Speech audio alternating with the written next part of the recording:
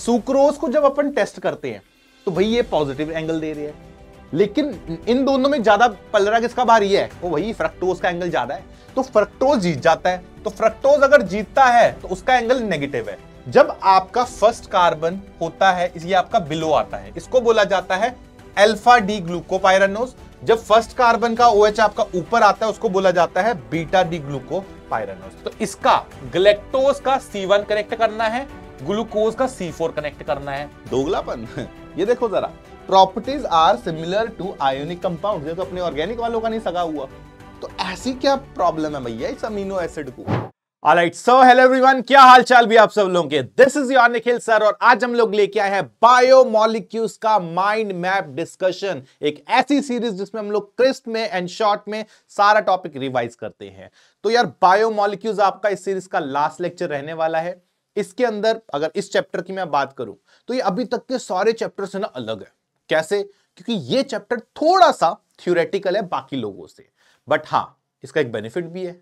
Sir क्या benefit? ये है कि क्वेश्चन इससे बड़े रेपिटेटिव आ रहे हैं, और अगर रेपिटेटिव क्वेश्चंस आ रहे हैं तो भैया ये ही पढ़ना है नोट्स वोट्स से, और इसी नोट से एग्जैक्ट क्वेश्चन आ जाना है, कोई नया क्वेश्चन नहीं बनेगा इसमें। ठीक है, तो चलिए फिर स्टार्ट करते हैं इस प्यारे से चैप्टर को, दैट इज बायोमोलिक्यूल्स। कहीं ना कहीं आप लोग इसको बायो में भी पढ़ते हो, हाँ मुझे पता है।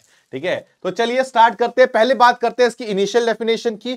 ऑलरेडी क्योंकि ये बहुत बड़ा चैप्टर है तो उसको मैंने शॉर्ट में पढ़ाने के लिए ऑलरेडी लिखा हुआ है। बात करते हैं पहले initial definition. What is the initial definition? वो थी भाई हाइड्रेट्स ऑफ कार्बन, कि आपके पास कार्बन के हाइड्रेट्स, इसको स्टार्टिंग में बोला गया। पहले हम लोग कार्बोहाइड्रेट्स पढ़ रहे हैं कि कार्बोहाइड्रेट्स क्या आते हैं? Hydrates of carbon. मतलब जैसे एग्जांपल के लिए ग्लूकोज एक आपका कार्बोहाइड्रेट है। ग्लूकोज में क्या रहता है? ग्लूकोज के अंदर फॉर्मूला उसका C6H12O6। अब इसको मैं कैसे रिप्रेजेंट कर सकता हूं? सर आप इसको ऐसे भी लिख सकते हो, देखना C6 and H2O6। बताओ जरा, क्या ऐसे लिखा जा सकता है इसको? हाँ जी लिखा जा सकता है। तो आप एक चीज देखो कि क्या मैं इसको H2O का हाइड्रेट, मतलब ये देखो कार्बन X, इसको इस फॉर्म में लिखा जा सकता है, कार्बन X और H2OX की फॉर्म में देखो जरा, क्या लिखा जा सकता है? हाँ सर लिखा जा सकता है। तो भाई इसको क्या बोला गया? Hydrate of carbon. ऐसे ही बात करो फ्रक्टोज की, उसका भी स्ट्रक्चर सेम है, उसका भी अगर आप रिप्रेजेंटेशन देखोगे तो सेम रिप्रेजेंटेशन आ रहा है। तो मुझे लग रहा है कि यार बट डेफिनेशन बड़ी सही है, इजी डेफिनेशन है, ऐसे कार्बोहाइड्रेट्स को डिफाइन कर दो। लेकिन इसमें है problem, there is a problem. The problem is आपके पास फॉर्मेल्डिहाइड जो कि कार्बोहाइड्रेट नहीं है, उसका फॉर्मूला चेक करेंगे तो HCHO जो कि इस डेफिनेशन के अंदर फिट हो रहा है, which is going to create a problem. ये तो डेफिनेशन में फिट हो गया। ऐसे ही आपके पास एसिटिक एसिड है, ये भी क्या है? इसका फॉर्मूला देखोगे CH3COH, ये भी इस डेफिनेशन में फिट हो रहे हैं। तो भाई ये भी क्या है? ये भी कार्बोहाइड्रेट नहीं है, ये तो एसिड है। और तो और जो कार्बोहाइड्रेट्स हैं, जैसे कि आपके रेमनोज एक कार्बोहाइड्रेट है, जैसे आपका डीऑक्सीराइबोज एक कार्बोहाइड्रेट है, भाई इनके फॉर्मूले इस डेफिनेशन को फिट ही नहीं कर रहे हैं। ये देखो C6H12O5 इस डेफिनेशन में फिट ही नहीं हो रहा है, बट ये क्या है? ये तो आपके कार्बोहाइड्रेट्स हैं। तो भाई आपकी जो ये डेफिनेशन है हाइड्रेट्स ऑफ कार्बन वाली, ये क्या करनी पड़ेगी अब अपने को? This definition is rejected. ये पहले सोचा गया था ऐसे, लेकिन जैसे जैसे कार्बोहाइड्रेट्स हमें और स्टडी करा, ये डेफिनेशन को हमने रिजेक्ट मार दिया। अच्छा फिर सर मॉडर्न डेफिनेशन बताओ क्या है इसकी? तो मॉडर्न डेफिनेशन पे आते हैं। तो अगर मैं मॉडर्न डेफिनेशन की बात करूं उसके लिए आपको स्ट्रक्चर्स देखने पड़ेंगे। दो स्ट्रक्चर्स मैंने लिया है। सबसे पहले बात करते हैं ग्लूकोज की। ग्लूकोज में अगर आप देखोगे ये स्ट्रक्चर है, अभी इसको और डिस्कशन करेंगे। ये है आपके पास बहुत सारे हाइड्रोक्सी ग्रुप, देखो जरा कितने सारे हाइड्रोक्सी ग्रुप दिख रहे हैं, बहुत सारे, प्लस आपको एक एल्डिहाइड भी दिख रहा है। ये देखना, this is what? This is the aldehyde. तो आपको एल्डिहाइड दिख रहा है एंड मल्टीपल हाइड्रोक्सी ग्रुप दिख रहे हैं। ये देखो जरा बहुत सारे हाइड्रोक्सी ग्रुप है। तो कार्बोहाइड्रेट ये हो सकता है एक aldehyde plus multiple hydroxy group. अच्छा और क्या ऑप्शन है? जैसे फ्रक्टोज है, उसमें क्या है सर? उसमें हमारे को कीटोन दिख रहा है प्लस मल्टीपल हाइड्रोक्सी ग्रुप, तो ये दिख रहा है। तो ये भी क्या है? कार्बोहाइड्रेट। तो मतलब कार्बोहाइड्रेट दो तरह का हो गया, एक तो हो गया एल्डिहाइड प्लस हाइड्रोक्सी या फिर कीटोन प्लस हाइड्रोक्सी। ऐसे कंपाउंड्स को आप कार्बोहाइड्रेट्स बोल सकते हो। लेकिन और भी एक डेफिनेशन, और भी कंपाउंड्स आ जाते हैं। मतलब कोई भी ऐसा कंपाउंड, जैसे सुक्रोज है, सुक्रोज इज कार्बोहाइड्रेट। जब सुक्रोज के अंदर ये चीजें नहीं दिखेंगी हाइड्रोक्सी वगैरह, ये मतलब ये एल्डिहाइड वगैरह नहीं दिखेंगे, लेकिन अगर मैं सुक्रोज को पानी में डालता हूं हाइड्रोलाइज करता हूं तो मेरे को ये कंपाउंड मिल जाते हैं। तो कार्बोहाइड्रेट की डेफिनेशन ये बनाई गई भाई, ऐसा है कोई ऐसा कंपाउंड जो एल्डिहाइड या साथ में उसके हाइड्रोक्सी ग्रुप हो, या फिर कीटोन एंड हाइड्रोक्सी ग्रुप हो, या फिर ऐसे कंपाउंड्स जो कि पानी में जाने पे, जिनकी हाइड्रोलिसिस करने पे ये मिल जाए, इसको बोला गया कार्बोहाइड्रेट्स। तो इसकी डेफिनेशन देखते हैं। कार्बोहाइड्रेट की मॉडर्न डेफिनेशन है, कार्बोहाइड्रेट्स आर पॉलीहाइड्रोक्सी एल्डिहाइड्स और कीटोन्स और the compounds which can form polyhydroxy aldehydes and ketones on hydrolysis. इनको बोल दिया गया क्या? Carbohydrate. This is the definition behind carbohydrate. ठीक है, चलो अब बात करते हैं इसकी क्लासिफिकेशन की। तो क्लासिफिकेशन भाई, कार्बोहाइड्रेट होते हैं तीन टाइप के। एक होता है जिसको बोलते हैं मोनोसैकेराइड्स, एक हो गया ओलिगोसैकेराइड्स, एक हो गया पॉलीसैकेराइड्स। पहले मोनोसैकेराइड्स आप ऑलरेडी देख चुके हो। क्या है मोनोसैकेराइड्स? भाई जिसकी हाइड्रोलिसिस नहीं होती। जैसे ग्लूकोज को पानी में डालोगे तो ग्लूकोज बनेगा, वो कुछ और नहीं बन जाएगा। तो जो ऐसे फ्रक्टोज को पानी में रखोगे फ्रक्टोज रहेगा और कुछ नहीं बनेगा। तो वही लेकर रखे हैं glucose, fructose, galactose, so and so on. तो बेसिकली ऐसे लोग जिनका पानी में डाल के हाइड्रोलिसिस नहीं होता, सिंगल यूनिट्स होते हैं, एक यूनिट कैसे चलते हैं, अकेला शेयर है ना। बात करते हैं ओलिगोसैकेराइड्स की। ये ऐसे होते हैं जो कि जिसमें हाइड्रोलिसिस हो सकती है। ठीक है, हाइड्रोलिसिस हो सकती है, लेकिन ये इंपॉर्टेंट है कितनी चीजें बनती है हाइड्रोलिसिस के बाद। तो अगर आपके पास 2 से 10 यूनिट तक आ रहा है, उसको बोलोगे आप ओलिगोसैकेराइड। अभी हमने थोड़ी देर पहले करा कि जो आपका सुक्रोज होता है वो हाइड्रोलाइज करके 2 यूनिट देता है, ये 1 यूनिट ग्लूकोज 1 यूनिट फ्रक्टोज। तो ये बंदा क्या हो गया? एक ओलिगोसैकेराइड हो गया। तो ये कैसा ओलिगोसैकेराइड है? 2 यूनिट देता है, इसको बोलेंगे डाइसैकेराइड। तो यहां पे वही चीज लिखी है, that is produces 2 to 10 monosaccharide units. अगर 2 यूनिट देता है तो उसको डाइसैकेराइड बोलते हैं। ऐसे अगर मान लो 3 यूनिट देगा तो उसको ट्राइसैकेराइड बोलेंगे, जैसे आपका रेफिनोज होता है, ऐसे टेट्रा आ जाएगा, सो एंड सो ऑन। तो हमें जो याद रखने हैं, जो हमारे सिलेबस में इंपॉर्टेंट है, वो देख लेते हैं। हमारे को 3 डाइसैकेराइड्स ध्यान रखने हैं। पहला आता है सुक्रोज, फिर आता है माल्टोज, फिर आता है लैक्टोज। इनका स्ट्रक्चर भी आगे डिस्कस करेंगे। सुक्रोज के अंदर ग्लूकोज और फ्रक्टोज से बनता है, अभी इतनी टेंशन मत लो, अभी थोड़ी देर में इनका स्ट्रक्चर डिटेल में पढ़ेंगे। माल्टोज ग्लूकोज से बनता है। लैक्टोज आपका ग्लूकोज प्लस ग्लैक्टोज से बनता है। याद करना आसान है क्योंकि लैक्टोज में आपका लैक्टोज आया, ग्लैक्टोज में आपका लैक्टोज आ जाता है, तो इस तरह से याद रख सकते हैं। तो ये आपके 3 है डाइसैकेराइड्स, जिनको हमें डिटेल में डिस्कस करना है। ट्राइसैकेराइड्स वैसे हमारे सिलेबस में नहीं आएंगे, बट चलो एक एग्जांपल के लिए मैंने रेफिनोज आपको बता दिया। ठीक है, ये हो गया आपके ओलिगोसैकेराइड्स। ऐसे पॉलीसैकेराइड्स क्या हो जाएंगे भाई? जो 10 के ऊपर यूनिट बनाए, हाइड्रोलाइज करने पे ऐसा कार्बोहाइड्रेट जिसको हाइड्रोलाइज करने पे 10 से ज्यादा यूनिट मिल जाए, उसको क्या बोलोगे? उसको आप पॉलीसैकेराइड बोलोगे। एग्जांपल जो हमारे सिलेबस में इंपॉर्टेंट है वो स्टार्च, सेलुलोज, ग्लाइकोजन, ऐसे बहुत सारे बनते हैं, बट हमारे को 3 मेन डिस्कशन करने का है। ठीक है, तो ये हो गया आपका classification number 1 on the basis of hydrolysis. अच्छा, अगली क्लासिफिकेशन करते हैं on the basis of nature, fundamental nature, मतलब शुगर है कि नॉन शुगर, इसकी क्लासिफिकेशन भी आ जाती है। शुगर वो होते हैं जो क्रिस्टलाइन होते हैं। क्रिस्टलाइन समझते हो आप? अमॉर्फस बताता हूं, क्रिस्टलाइन समझ जाओगे। अमॉर्फस मतलब पाउडरिल होते हैं जो, ठीक है। क्रिस्टलाइन जिसमें सॉलिड अच्छी शेप होती है, डायमंड इज क्रिस्टलाइन। ठीक है, तो ये आपका एग्जाम्पल हो गया। ऐसे ही अगर बात करते हैं इसकी शुगर की, ये होते हैं वाटर सॉल्युबल।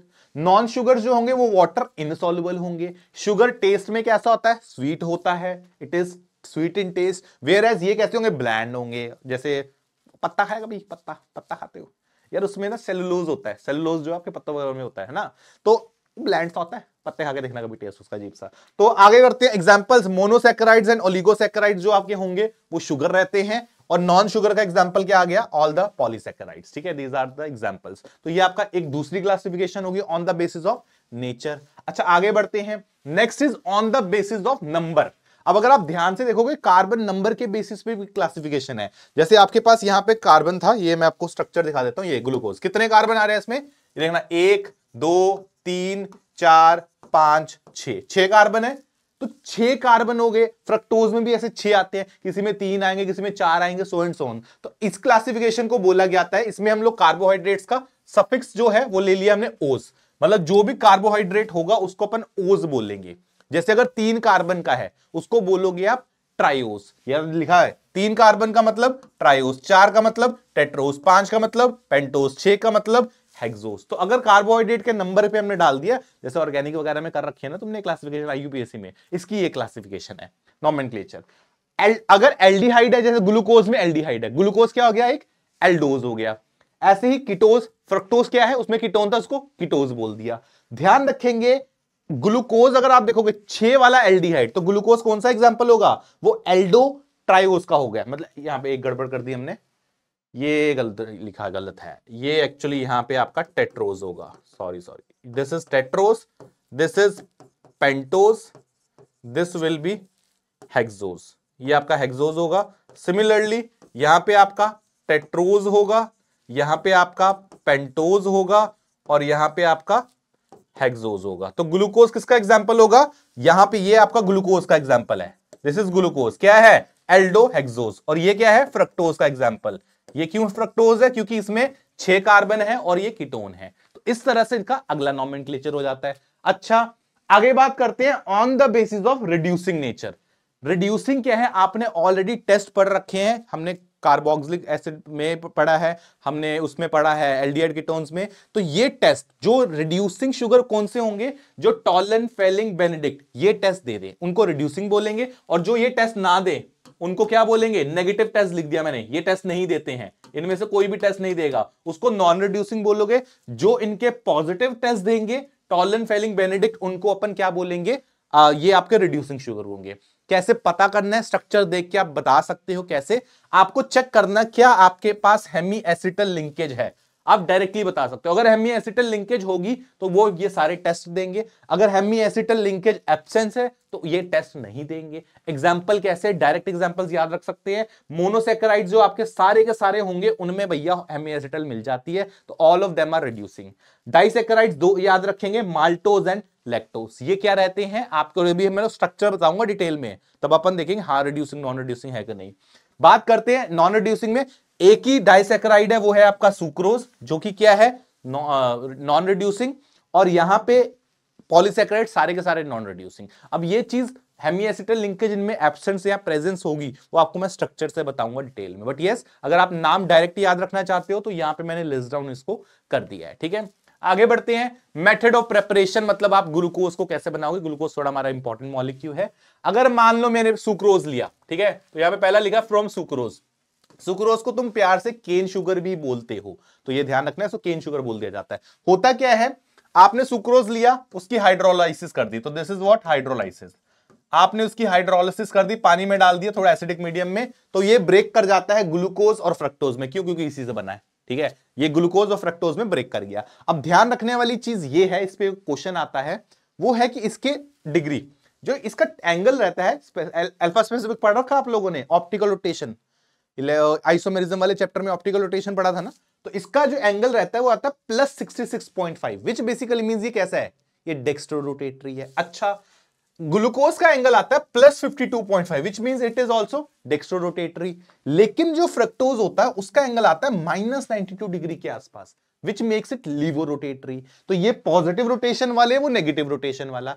अब होता क्या है, सुक्रोज को जब अपन टेस्ट करते हैं तो भाई ये पॉजिटिव एंगल दे रही है, लेकिन इन दोनों में ज्यादा पलरा किसका भारी है? वो वही फ्रक्टोज का एंगल ज्यादा है, तो फ्रक्टोज जीत जाता है। तो फ्रक्टोज अगर जीतता है तो उसका एंगल नेगेटिव है। तो होता यह है कि जब मैंने सुक्रोज को हाइड्रोलाइज करा तो मेरा इफेक्टिव एंगल नेगेटिव हो जाता है, पॉजिटिव से एंगल नेगेटिव हो जाता है। इसको बोला जाता है इन्वर्जन ऑफ केन शुगर। तो इस कारण इसको ना कुछ लोग इन्वर्ट शुगर भी बोल देते हैं, कुछ लोग इसको इन्वर्ट शुगर भी बोल देते हैं। ठीक है, तो ये नाम याद रखना है। ओवरऑल चेंज क्या हुआ? डेक्स्ट्रो टू लीवो हुआ, इसलिए हमने इसको इन्वर्जन ऑफ केन शुगर बोल दिया। ठीक है, आगे बढ़ते हैं। मेथड अगला है फ्रॉम स्टार्च या सेलुलोज। एक्चुअली जो स्टार्च और सेलुलोज है ना, ये पॉलीमर होते हैं। ठीक है, दीज आर पॉलीमर्स। पॉलीमर का मतलब होता है बहुत सारे यूनिट्स को कंबाइन कर करके आपने ये बनाया। ठीक है, ग्लूकोज बनाया। तो ग्लूकोज के पॉलीमर आपने लिया, स्टार्च, शुगर, सेलुलोज में से कुछ भी ले लो, ये लिया। इसकी भी अगेन क्या करनी है? हाइड्रोलाइसिस करनी है। ये भी अगेन क्या है? हाइड्रोलाइसिस किया आप लोगों ने। कंडीशन आपके सामने है, टेम्परेचर आपको लेना 393 केल्विन के आसपास, थोड़ा सा प्रेशर ज्यादा लेना, 2 से 3 एटमॉस्फेयर। तो ये सबके सब ब्रेक कर जाता है किसमें? ग्लूकोज यूनिट में। पूरे का पूरा ब्रेक कर गया, ग्लूकोज यूनिट में ब्रेक कर गया। अब यहां लिखा भी है वैसे मैंने कि स्टार्च और ये क्या होता है? These are polymers of glucose. तो इस तरह से भी आप क्या कर सकते हो? इसको बना सकते हो। वैसे भी मैं आपको स्टार्च और सेलुलोज दोनों का स्ट्रक्चर दिखाऊंगा, आपको समझ आ जाएगा क्यों मैं इसको ब्रेक करके ग्लूकोज बना सकता हूं। ये ग्लूकोज के बहुत सारे यूनिट से बनता है। ठीक है, आगे बढ़ते हैं। Next is properties of glucose. सबसे पहले इसका मॉलिक्यूलर फॉर्मूला क्या होता है वो तो अब तक समझ आ ही गया है, इट इज C6H12O6। अगर आप इसके फिशर प्रोजेक्शन की बात करोगे तो this is the Fischer projection formula, और ये बड़ा काम का है क्योंकि इसके ऊपर पूरा डिस्कशन होगा। इसमें आप देखोगे ऊपर आपके पास ग्लूकोज है, कार्बन नंबर 1, एल्डिहाइड है 2 3 4 5 6, ये हमारे पास आ गए। 2-3 चीजें इस पे ध्यान रखोगे, पहले तो 6 कार्बन आ रहे हैं, 6 कार्बन है तो इसको क्या बोलोगे, इसको अपन बोलेंगे एल्डोहेक्सोस, क्योंकि इसमें कितने आ रहे हैं, 6 कार्बन आ रहे हैं। नेक्स्ट पॉजिटिव रोटेशन की मैंने बात कर दी, डेक्स्ट्रो रोटेटरी होगा क्योंकि ये पॉजिटिव ऑप्टिकल रोटेशन दिखाता है, ये भी हमने डिस्कशन कर लिया। इंपॉर्टेंट है ये क्या है, मोनोमर। स्टार्च सेलुलोज क्या थे, पॉलीमर थे ना, स्टार्च सेलुलोज पॉलीमर थे, तो ये क्या बन जाएगा, ये उनका मोनोमर हो जाएगा। मोनोमर मतलब वो सिंगल यूनिट, बहुत सारे मोनोमर्स को मिलकर आपका पॉलीमर बनता है, तो वो पॉलीमर कौन सा, स्टार्च सेलुलोज है। तो अगर मेरे पास बहुत सारे ग्लूकोज इकट्ठे कर लूं मैं उनको बना सकता हूं, तो it is what, it is the monomer of starch या cellulose, and it is most abundant organic compound जो हमारे पास अवेलेबल है। एक दो सवाल जो इसके ऊपर और आते हैं वो इसके स्ट्रक्चर में अगर आप देखोगे वो है ये, इसको ना कुछ लोग ऐसे भी रिप्रेजेंट करते हैं, मैं ये भी बताता हूं। कुछ बुक्स में इसको इस तरह से रिप्रेजेंट किया जाता है 1 2 3 4 और ये आ गया आपका CH2OH। कुछ ये नोटेशन भी यूज करते हैं, बेसिकली डंडा उस तरफ रिप्रेजेंट करता है जो आपका क्या है, जिस तरफ आपका OH ग्रुप है। ये देखो जरा, पहला राइट में, अगला लेफ्ट, फिर राइट, फिर राइट, ये देख लो जरा, दिख रहा है आपको। इस तरह से भी कुछ बुक्स में रिप्रेजेंट किया जाता है, इसलिए मैंने बता दिया। इंपॉर्टेंट चीज ये है कि आपका जो ग्लूकोज होता है, ये फिशर प्रोजेक्शन ओपन चेन बोलते हैं इसको, इसके अंदर कितने कायरल सेंटर है ये क्वेश्चन आ जाता है, तो आप देखोगे ये कार्बन 2 कार्बन 3 कार्बन 4 कार्बन 5, ये सारे के सारे क्या हैं, all of them are chiral centres. तो यहां पे आपके पास total number of chiral centres कितने होंगे, 2 की पावर 4। अगर total number of stereo isomers पूछेगा, सॉरी यहां पे कायरल सेंटर 4 है और स्टीरियो आइसोमर्स पूछेगा तो 2 की पावर 4 16 बनते हैं, ठीक है। बट चलो that is all about glucose. बात करते हैं इसके स्ट्रक्चर। अब यार देखो, ये ग्लूकोज का स्ट्रक्चर है, ये हमें कैसे पता लगा, बहुत मेहनत लगी इस पे, बहुत सारे रिएक्शंस लगे, एंड इसके कंफर्मेटरी टेस्ट हैं। केमिकल रिएक्शंस में मैं इनके टेस्ट ही बताऊंगा क्या है। सबसे पहले आता है रिएक्शन विद HI या red phosphorus, this is the super strong reducing agent. क्या क्या कर सकता है वो सुन लो। अभी हमारे काम का ये है कि एल्डिहाइड को ये क्या कर देगा, बेसिकली इसके ये ऑक्सीजन को हटा के हाइड्रोजन लगा देता है, और इधर भी ऑक्सीजन को हटा के हाइड्रोजन लगा देगा। तो तुम्हें बस यही देखना है, अगर एल्डिहाइड दिख रहा है तो उसको मतलब आप नॉर्मल एल्केन में कन्वर्ट कर दो, ऐसे ही अल्कोहल दिखेगा तो हाइड्रोजन में। बेसिकली आपको ऑक्सीजन रिमूव करना है, हाइड्रोजन लगाना है। तो अगर आप देखोगे तो यहां से अगर ऐसे ऑक्सीजन रिमूव हो जाएगा, यहां से आपका ऑक्सीजन बाहर चला जाएगा, यहां से ऑक्सीजन बाहर चला जाएगा, ये देखो जरा, ये चला गया, यहां से चला गया, यहां से चला गया, यहां से चला गया। तो आपको दिख रहे हो क्या बन रहा है, स्ट्रेट चेन बन जाएगी। तो ये मिलता है आपको यहां से एनहेक्सेन। और एक्चुअल में इस टेस्ट से ये कंफर्म हुआ कि अपना जो ग्लूकोज है, ये कंफर्म कर रहा है ना कि आपके पास क्या, अगर एनहेक्सेन बन रहा है मतलब मेरे पास 1 2 3 4 5 6 कार्बन की डायरेक्ट चेन है। ये कंफर्म कर रहा है ये टेस्ट मेरा। तो इस टेस्ट से लिखा मैंने, this reaction proves that glucose है 6 कार्बन इन स्ट्रेट चेन। तो ये मेरा पहला टेस्ट है। इस तरह से हमने और भी टेस्ट करे। अगला टेस्ट देखते हैं। नेक्स्ट टेस्ट इज, यहां पे अब ये मल्टीपल टेस्ट है for carbonyl compounds. Carbonyl reactions मैं लिख देता हूं। ये कार्बोनिल रिएक्शंस मतलब जो एल्डिहाइड देता है ये टेस्ट। आपने एल्डिहाइड कीटोन्स पढ़ा तो ये एल्डिहाइड वाले टेस्ट देखो। जैसे आपको मैं बताता हूं HCN क्या होता है, अगर आप ध्यान से देखोगे, ये CN क्या करोगे, इसको यहां पे लगा दो, ये ऊपर चला जाता है, तो CN इधर आ गया, OH ऊपर चला गया। या तो प्लस माइनस करके भी कर सकते हो, ऑक्सीजन के साथ माइनस प्लस प्लस माइनस उस तरह से भी जोड़ सकते हो। तो आपके पास क्या बनता है, आपके पास बनता है साइनोहाइड्रिन। ये रिएक्शन हम ऑलरेडी एल्डिहाइड कीटोन्स में कर चुके हैं। तो अगर ये रिएक्शन एल्डिहाइड कीटोन्स में करा हुआ है तो यहां पे क्या था मेरे पास, एल्डिहाइड था ना, ये एल्डिहाइड था मेरे पास। तो ये एल्डिहाइड क्या कर सकता है, यही एल्डिहाइड अब साइनोहाइड्रिन में कन्वर्ट हो सकता है। तो ये देखो साइनोहाइड्रिन में कन्वर्ट हो गया, देख रहा है आपको। इसको क्या बोलेंगे, इसको बोलेंगे ग्लूकोसाइनोहाइड्रिन। बस ग्लूको लगा दे, ग्लूकोज में हो रहा है, साइनोहाइड्रिन तो हम पहले से जानते हैं। इसमें एक चीज का ध्यान रखेंगे, अब क्योंकि ऊपर एक और कायरल सेंटर जनरेट हो गया, तो टोटल 1 2 3 4 5, तो टोटल अब हमारे पास 5 कायरल सेंटर बनेंगे साइनोहाइड्रिन में। अब ये क्वेश्चन आ जाता है नंबर ऑफ कायरल सेंटर्स का, तो ये ध्यान रखेंगे अपने, ठीक है। अगला रिएक्शन करते हैं। अगला है हाइड्रोक्सिल अमीन के साथ। अब हाइड्रोक्सिल अमीन हम लोगों ने करा हुआ है, ये रिएक्शन भी आपने इसमें करा था। तो ये आ गया हाइड्रोक्सिल अमीन क्या करता है, याद अगर आपको हो तो अपन इसमें से वाटर उड़ा देते थे, वाटर यहां से वाटर निकाल दो तो आपके पास ये कंपाउंड आता, ऑक्साइन बनता है। यस, तो वही हरकत यहां करनी है, इसमें से वाटर निकाल दोगे तो यही सेम स्ट्रक्चर बन जाएगा। इसको क्या बोलेंगे, इसको अपन बोलेंगे ऑक्साइन, ग्लूको ऑक्साइन। ये देखो नॉर्मल अगर आप ऐड करोगे तो इसको बोलते थे ऑक्साइन, जब आपने ग्लूकोज में करा तो उसका नाम क्या बन जाएगा, ग्लूकोऑक्साइन। बाकी structure as it is same है, ठीक है। थर्ड लेते हैं आपका लिथियम एल्यूमिनियम हाइड्रोजन, कोई भी स्ट्रॉन्ग रिड्यूसिंग एजेंट, वो क्या करता है, वो आपके एल्डिहाइड को अगर आप देखोगे डायरेक्टली कन्वर्ट किस में कर देगा, एल्कोहल में कर देगा, 1 डिग्री एल्कोहल में कन्वर्ट कर देगा। और अगर आप देखोगे यहां पे वही हरकत हुआ है, एल्डिहाइड की जगह इसने क्या कर दिया, 1 डिग्री एल्कोहल आपका बना दिया। यस, तो ये क्या बन जाएगा, इसको बोला जाता है सॉर्बिटॉल बोल सकते हो या ग्लूसिटॉल बोल सकते हो, इसका नाम है। ये रिएक्शंस जो हैं ये क्या प्रूफ कर रहे हैं, ये एल्डिहाइड देगा। तो ये इसके अंदर प्रूफ हो गया कि भाई जो तुम्हारा ग्लूकोज है ना उसमें क्या है, उसमें एल्डिहाइडिक ग्रुप है, ये उसका प्रूफ है, ठीक है। वो चीज लिखी है, these reactions prove that glucose contain carbonyl group, मतलब एल्डिहाइडिक ग्रुप बेसिकली वो आपके पास है। अच्छा, ये रिएक्शन कीटोन भी दे सकता था सर, ये तो कीटोन भी दे सकता है, उसका कंफर्मेटरी बता दो, उसका बता देते हैं अभी, ठीक है। ये कीटोन और एल्डिहाइड दोनों दे सकते हैं। अब बात करते हैं कि इसका मतलब कीटोन वाली चीज पे आता हूं, बट अगला रिएक्शन करते हैं, रिएक्शन विद एसिटिक एनहाइड्राइड। ये क्या है आपका, एल्कोहल। एल्कोहल क्या करता है, एनहाइड्राइड को ना कुछ लोग ऐसे भी लिखते हैं AC2O, या कुछ लोग इसको ऐसे लिखेंगे ACOAC, एक ही बात है, ऐसे लिखा हो, ये लिखा हो या ये लिखा हो, ये सब एनहाइड्राइड है। होता क्या है रिएक्शन, अगर आप देखोगे यहां से H और ये मिलके क्या बनाएंगे, ये मिलके आपका यहां से एसिड बना दिया। पॉइंट बीइंग कि आपका जो अल्कोहल है RO, और ये जो ग्रुप होता है ना, ये वाला group, this whole group, this is actually the AC group, acyl group, acetyl group. तो यहां से अगर आप देखोगे ROAC, आई थिंक ये दिख रहा है तुम्हें, ROAC, इसको मैंने ROEC बोल दिया। तो जब आप एनहाइड्राइड ऐड करते हो तो आपका अल्कोहल के साथ एनहाइड्राइड करने पे एसिटाइलेशन हो जाता है, इसको ROAC से मैंने रिप्रेजेंट कर दिया। पॉइंट ये है कि आपके पास कितने अल्कोहल है, एक यहां पे है, एक यहां पे है, एक यहां पे है, एक यहां पे है और एक यहां पे है। टोटल कितने अल्कोहल थे, 5 अल्कोहल थे। तो 5 आपके एनहाइड्राइड लगेंगे, तो 5 मोल्स एनहाइड्राइड का आपका यूज होता है, और सारे के सारे अल्कोहल किसमें कन्वर्ट हो जाते हैं, OAC में कन्वर्ट हो जाते हैं। तो इसको बोला जाएगा, एक 5 है 5 एसिटेट लगे ना, तो इसको बोला जाएगा ग्लूकोपेंटा एसिटेट, क्योंकि 5 एसिटेट लग गए। इससे क्या प्रूव हुआ कि हमारे पास 5 अलग अलग हाइड्रोक्सिल ग्रुप है। सर क्या पता सेम कार्बन पे लगे हों, भाई अगर सेम कार्बन पे लगते ना तो अनस्टेबल होता है, हमने पढ़ा हुआ पहले से कि जेमिनल हाइड्रोक्सिल ग्रुप है अनस्टेबल। तो इस रिएक्शन से प्रूफ हुआ कि 5 हाइड्रोक्सिल ग्रुप आपके पास प्रेजेंट है, ठीक है।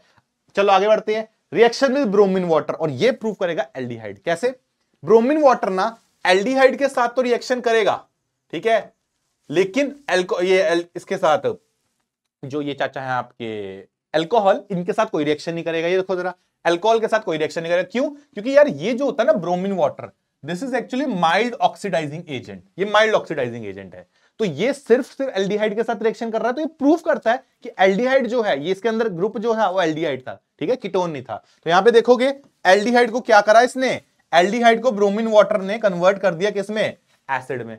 वो अल्कोहल को कुछ नहीं करेगा, अल्कोहल को कुछ नहीं करेगा, ठीक है। अल्कोहल देखो एज इट इज पड़े हुए हैं, इसको बोला जाता है भाई आपका ग्लूकोनिक एसिड। तो this is called gluconic acid. तो ये रिएक्शन ने क्या प्रूव करा, this reaction proves that carbonyl group is present as aldehyde. अच्छा सर, अब ये पता लग गया कि 5 हाइड्रोक्सिल ग्रुप है, लेकिन उनमें से 1 2 3 4, ये 4 जो ऊपर वाले हैं वो तो 2 डिग्री हैं, ये आपका 1 डिग्री है। तो सर इसको कैसे डिफरेंशिएट करेंगे, अगला रिएक्शन देखो जरा, ये रिएक्शन आता है विद कॉन्सेंट्रेटेड HNO3, ये थोड़ा सा स्ट्रॉन्ग ऑक्सीडाइजिंग एजेंट है। ये एल्डिहाइड को तो एसिड में कन्वर्ट कर देगा, ये 1 डिग्री अल्कोहल को भी एसिड में कन्वर्ट कर देगा, लेकिन 2 डिग्री के साथ इसका कोई रिएक्शन नहीं होता।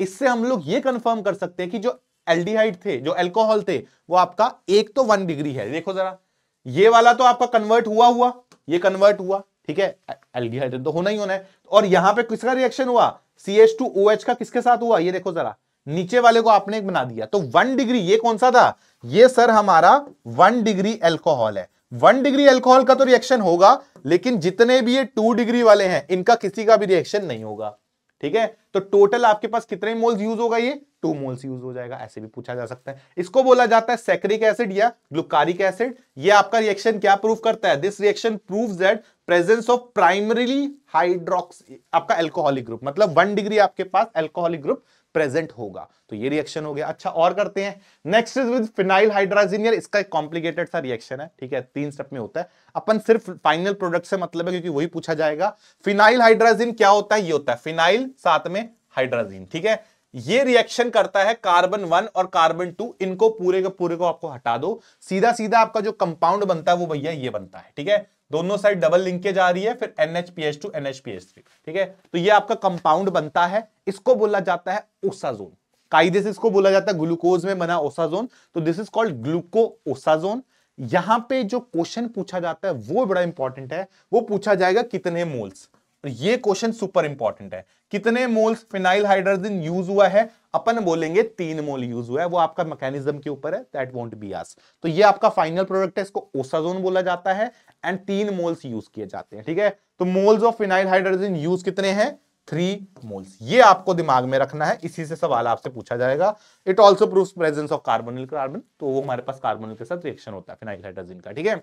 चलो तो अब आते हैं एबनॉर्मल बिहेवियर ऑफ ग्लूकोज। देखो यार आपका जो ग्लूकोज है ये एल्डिहाइड है इसके अंदर, ठीक है, एल्डिहाइड है, तो इसको ये सारे टेस्ट देने चाहिए थे, सोडियम बाइसल्फेट टेस्ट, शिफ्ट टेस्ट, 2,4-DNP टेस्ट। इनफैक्ट आपके पास एल्कोहल्स थे उसके अंदर, मतलब एल्कोहल्स भी हैं, तो प्लस आपका हाइड्रोक्सिलमीन टेस्ट भी होता है, यार ये भी उसको देना चाहिए। तो इनमें से कोई भी टेस्ट नहीं दे रहा, वो ये देखो डजंट गिव दिस टेस्ट, ये चारों टेस्ट दे ही नहीं रहा, जबकि एल्डिहाइड है उसके पास, इसको तो देने चाहिए। तो ऐसा क्या है कि ये टेस्ट ना दे रहा? तो उसके लिए अब हम आते हैं, above points can be explained by assuming cyclic structure of glucose। अभी तक आप लोग ये अज्यूम कर रहे थे कि जो ग्लूकोज है वो ओपन चेन है, एक्चुअली ग्लूकोज साइक्लिक होता है। कैसे वो देखते हैं। तो अब आ जाते हैं साइक्लिक स्ट्रक्चर ऑफ ग्लूकोज, और यहां से स्ट्रक्चर वाले क्वेश्चन आने शुरू हो जाएंगे। देखो भाई बात ऐसी है, आपका ये है कार्बन नंबर 1, ये है 2, ये है 3, ये है 4, ये है 5, ये है 6। कार्बन 5 का जो आपका हाइड्रोक्सिल ग्रुप है ये क्या करेगा, ये जाके इसके ऊपर अटैक करेगा, और याद है आपको हेमी एसिटल वाली फॉर्मेशन हो रही है कुछ कुछ, तो ये जाके इसने इसके ऊपर अटैक करा, तो आपको क्या मिल जाएगा, आपको स्ट्रक्चर कुछ ऐसा मिल जाएगा। देखो जरा, यस। अब क्या होगा, ऑलरेडी वैसे तो मैं तुम्हें बता चुका हूं, पर फिर भी यहां पे अब हमारे पास 5 कायरल सेंटर आ जाएंगे, ठीक है, क्योंकि साइक्लिक फॉर्म आ गई है। तो ये 4 तो थे ही पहले से, एक और फॉर्म हो गया। अब क्वेश्चन आता है, इसको ना ये जो साइक्लिक फॉर्म आने लग जाती है इसको बोला जाता है पायरनोज स्ट्रक्चर। क्यों पायरन होता भैया, ये चीज, ये पायरन है जिसमें आपके रिंग के अंदर एक ऑक्सीजन आता है, इसीलिए अब आपके हमारे पास यहां भी क्या हो रहा है, यहां भी रिंग के अंदर एक ऑक्सीजन आने लग गया, इसलिए इसको क्या बोलेंगे, पायरनोज स्ट्रक्चर बोलेंगे। This is pyranose. पॉइंट ये है कि इस पायरनोज स्ट्रक्चर में 2 पॉसिबिलिटीज थी।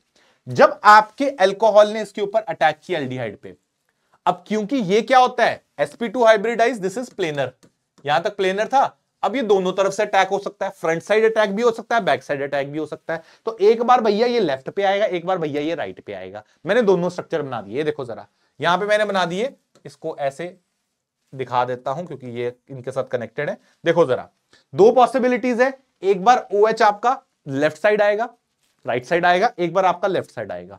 अब इन दोनों के बेसिस पे, क्योंकि 2 पॉसिबिलिटीज है तो दोनों स्ट्रक्चर आपको बनाने पड़ेंगे, तो इन दोनों के बेसिस पे यहां पे मैं ले आया, ये देखो यहां से आपने इन दोनों को ले आया, ये दोनों स्ट्रक्चर्स मैं यहां पे ले आया हूं, ये देखो जरा यहां पे लिख दिया मैंने। अब इसको ना बनाया जाता है समथिंग कॉल्ड हैवर्ट फॉर्म। ये हैवर्ट फॉर्म होती है, क्या है ये हैवर्ट फॉर्म वो देख लो। अपन क्या करेंगे, इस पूरे के अंदर इसको यहां से मुझे ये बनाना है, और ये स्ट्रक्चर से ही क्वेश्चन बनेगा। कैसे बनता है, गोल्डन रूल ये है, आपके सामने लिखा हुआ है, वो है लेफ्ट साइड वाला अबव, राइट साइड वाला बिलो, बस this is the golden rule. देखो जरा, ये मेरे पास कार्बन 1 है, आपने रिंग बनाई कार्बन 1 यहां पे, आपका OH ग्रुप कहां है, राइट साइड, राइट साइड मतलब क्या है, बिलो, तो मैंने इसको नीचे लिख दिया। सेकंड नंबर पे OH राइट साइड, मैंने इसको बिलो कर दिया। थर्ड नंबर पे OH लेफ्ट साइड, मैंने इसको अबव कर दिया। फोर्थ नंबर पे OH राइट साइड, मैंने इसको बिलो कर दिया। अब फिफ्थ नंबर पे प्रॉब्लम, यस ये देखो जरा, फिफ्थ नंबर पे प्रॉब्लम, क्यों प्रॉब्लम, क्योंकि फिफ्थ नंबर पे आपको ये नहीं पता कि CH2OH अब कहां आएगा, क्योंकि ये दो अलग हो गया बिल्कुल। तो अगर आपको फिफ्थ नंबर पे प्रॉब्लम आ रही है तो अपन उसका लास्ट वाले पे एक रूल बनता है। रूल ये है, जितना ज्यादा मोलर मास उतना कंपाउंड ऊपर, मोलर हाई मोलर मास ऊपर लिखेंगे, ठीक है। यहां पे लिख देता हूं, हायर मोलर मास अबव, बस ये है आपका रूल, ठीक है। जिसका मोलर मास ज्यादा है, आई थिंक इसमें से CH2OH है और यहां पे H है, किसका ज्यादा होगा? CH2OH का, तो वो ग्रुप आपका ऊपर हो जाएगा। ये ऑटोमेटिकली ज्यादा मास वाला है, ये ऊपर रहेगा। तो ये आई थिंक तुम्हें समझ आ गया। तो इस पूरे में क्या फर्क है, इसके अंदर बस फर्स्ट वाले पे चेंज हुआ तो फर्स्ट वाले पे चेंज कर दो। ये देखो जरा, फर्स्ट वाला मैंने बस नीचे ऊपर कर दिया, उसके अलावा सारा स्ट्रक्चर सेम। अब ध्यान रखना इसका नाम है, जब आपका फर्स्ट कार्बन होता है, ये आपका बिलो आता है, इसको बोला जाता है अल्फा डी ग्लूकोपाइरानोज। जब फर्स्ट कार्बन का OH आपका ऊपर आता है, उसको बोला जाता है बीटा डी ग्लूकोपाइरानोज। ग्लूकोपाइरानोज क्यों बोला? क्योंकि पाइरानोज जैसा स्ट्रक्चर है, ग्लूकोज का है। अल्फा क्यों बोला? क्योंकि ये बिलो द प्लेन है। बीटा होता है above the plane. Alpha means below the plane, below the plane, and beta का मतलब होता है above the plane. Beta is above the plane.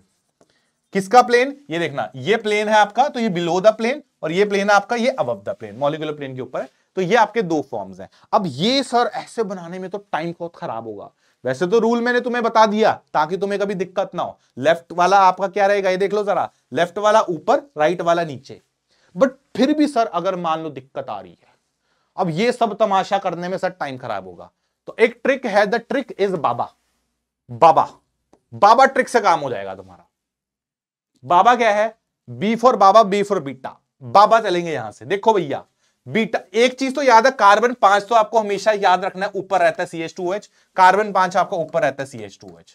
ये तो अपना बाई डिफॉल्ट है, इसमें तो कोई चेंज है ही नहीं, ठीक है। पंगा कहां से आ रहा है? इधर आ रहा है। देखो जरा, उल्टा चलना है, 4 3 2 1। बाबा क्या है? Below above, below above. इसमें बिलो, फिर अबव, फिर बिलो, फिर अबव। बन गया तुम्हारा स्ट्रक्चर। ये आपका ट्रिक है, बाबा ट्रिक याद रखना। बाबा तुम्हें दर्शन करवाएंगे पूरा। अब देखो जरा, बाबा का बीटा बन गया, बस पहला वाला बदलना है। बाबा पूरा बना दो इधर, देखो, बिलो अबव, तो बिलो में OH, अबव में OH, बिलो में OH, अबव में बनता अगर बीटा होता, बस नीचे लगा दोगे तो अल्फा बन जाएगा। लो भाई, स्ट्रक्चर खत्म तुम्हारा। देख लो बेटा, देख लो जरा, और ये स्ट्रक्चर मैच कर लो। देखो ये क्या है? बिलो अबव, बिलो अबव, और वही देखो जरा यहां पे आ गया। तो ये है ट्रिक। ट्रिक है जिससे आप जल्दी से जल्दी बना दोगे बिना सोचे समझे, है ना। या तो बाकी रूल्स तो आपको मैंने बता दिए, लेकिन वो ये पेपर में रूल्स कितना फॉलो कर लोगे तुम लोग। चलो फिर, दैट्स इट। अब बात करते हैं एपीमर्स एंड एनोमर्स की। डाइस्टीरियोमर्स, जिनके पास क्या है, डिफरेंट कॉन्फ़िगरेशन होती है एक कायरल सेंटर के अक्रॉस। आप ऑलरेडी आइसोमेरिज्म्स पढ़ चुके हो, ऑप्टिकल ज्योमेट्रिकल पढ़ा है आपने, डाइस्टीरियोमर्स पढ़ रखा है। डाइस्टीरियोमर्स के अंदर अगर एक पोजीशन बदले, मतलब जैसे यहां पे देखो, ये ग्लूकोज का स्ट्रक्चर है, ग्लूकोज में ये है आपका कार्बन 2, आपने कार्बन 2 का ऑपोजिट कर दिया। ये देखो जरा, अगर कार्बन 2 को ऑपोजिट कर दूंगा तो मेरे पास क्या है, इसको बोला जाता है मेनोस। तो डी, जो डी ग्लूकोज और डी मेनोज है, इसमें अगर आप ध्यान से देखोगे तो आपका ये सेकंड ग्रुप पे है, सेकंड पे है, ये आपका सेकंड पे ऑपोजिट हो गया, ओरिएंटेशन ऑपोजिट हो गया, तो एक कॉन्फ़िगरेशन पलटी। इसको बोला जाता है एपीमर्स। तो जो ग्लूकोज और मेनोज हैं, ये क्या हैं? They are epimers. इनको अपन क्या बोलेंगे? एपीमर्स बोलेंगे। जब एक पोजीशन बदलती है उसको एपीमर बोलते हैं। इसी तरह से C4 पे बदलते तो आपका ग्लैक्टोज बनता, बट ठीक है आगे डिस्कशन करेंगे। तो ये हो गया एपीमर्स।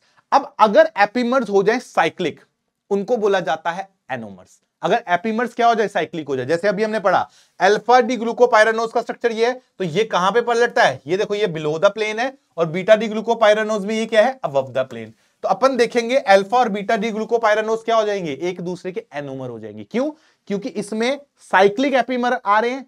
एपीमर है ना, क्योंकि एक C1 बदल रहा है उनका। ये कार्बन 1 है, ये कार्बन 1 है, तो C1 पे आपकी पोजीशन पलट रही है। तो अपन देखेंगे अगर C1 पे पोजीशन पलट रही है तो एपीमर तो है, एक पोजीशन में बदला, एपीमर है। तो क्योंकि साइक्लिक हो रहा है तो इसलिए इसको एनोमर बोल देते हैं। तो पॉइंट है, क्या ऑल एनोमर्स आर एपीमर्स? बिल्कुल।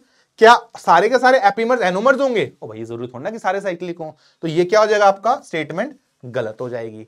तो this is your all about epimers and anomers. अब आते हैं नेक्स्ट, समथिंग कॉल्ड म्यूटा रोटेशन। देखो यार, अपने पास जो ग्लूकोज है, ये ना आपको मैंने बताया, अगर आपके दो तरह की फॉर्म है, अल्फा फॉर्म है, बीटा फॉर्म है। अब अगर मान लो आपने कैसे तैसे करके अल्फा फॉर्म जनरेट कर दी, आपके पास प्योर अल्फा फॉर्म है। अल्फा फॉर्म जो होगी आपने लेके आए, मतलब बाजार से अल्फा फॉर्म उठा के लाए, तुमने खोला उसको पूरे लिफाफे को, उसके अंदर से अल्फा भी निकलेगा, उसके अंदर बीटा भी निकलेगा, उसके अंदर थोड़ा सा ओपन फॉर्म में डी ग्लूकोज भी निकलेगा। तो अल्फा लेके आओगे तब भी ये तीनों जनरेट कर देगा, बीटा लेके आओगे तब भी वो तीनों जनरेट कर देगा, और सिर्फ ग्लूकोज लाओगे तब भी ये तीनों जनरेट कर देगा। तो भाई इसमें गेम ये है कि अपने पास अगर तुम एक फॉर्म लेके आते हो, ये इक्विलिब्रियम में आ जाती है बाकी तीनों के साथ, तो तीनों फॉर्म आपस में जनरेट हो जाएंगी, चाहे तुम एक से स्टार्ट करो। तो दिस इज कॉल्ड म्यूटा रोटेशन।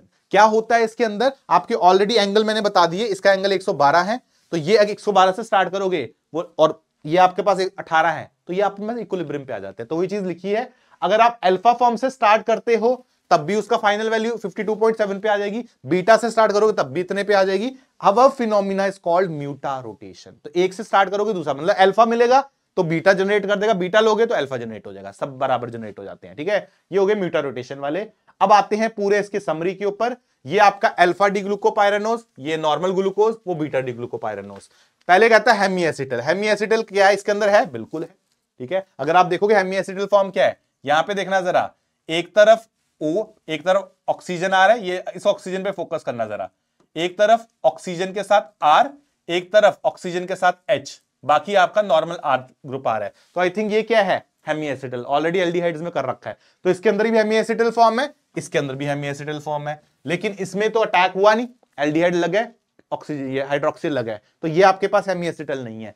आगे बात करते हैं टॉलरेंस, सब टॉलरेंट, फेलिंग, रिड्यूसिंग, सब टेस्ट देंगे आपको, मैं ऑलरेडी बता दिया। अगर हेमी एसिटल है तो ये ऑटोमेटिकली आगे के तीन क्या हो जाते हैं, सेट हो जाते हैं। अगर हेमी एसिटल है तो आगे सेट हो जाएंगे। ग्लूकोज में भी अगले टेस्ट दे देंगे, क्यों, क्योंकि ग्लूकोज में आपका फ्री है, एल्डिहाइड फ्री है। बात करते हैं म्यूटा रोटेशन। भाई म्यूटा रोटेशन अगर हेमी एसिटल है तो म्यूटा रोटेशन अपनी ऑटोमेटिकली सेट हो जाएगी, तो म्यूटा रोटेशन ये भी देगा, ये भी देगा, ये भी देगा। बात करते हैं कायरल सेंटर में, तो अब आपके पास यहां पे तो देखो 1 2 3 4 4 कायरल सेंटर है। जब आप साइक्लिक फॉर्म करते हो तो एक नया कायरल सेंटर यहां जनरेट होता है, विच इज एट C1, तो यहां भी एक कायरल सेंटर जनरेट हो जाएगा। तो इनमें 5 होंगे, इसमें 5 होंगे, इसमें 4 हो जाएंगे। तो this is the whole summary of glucose. I hope this is clear.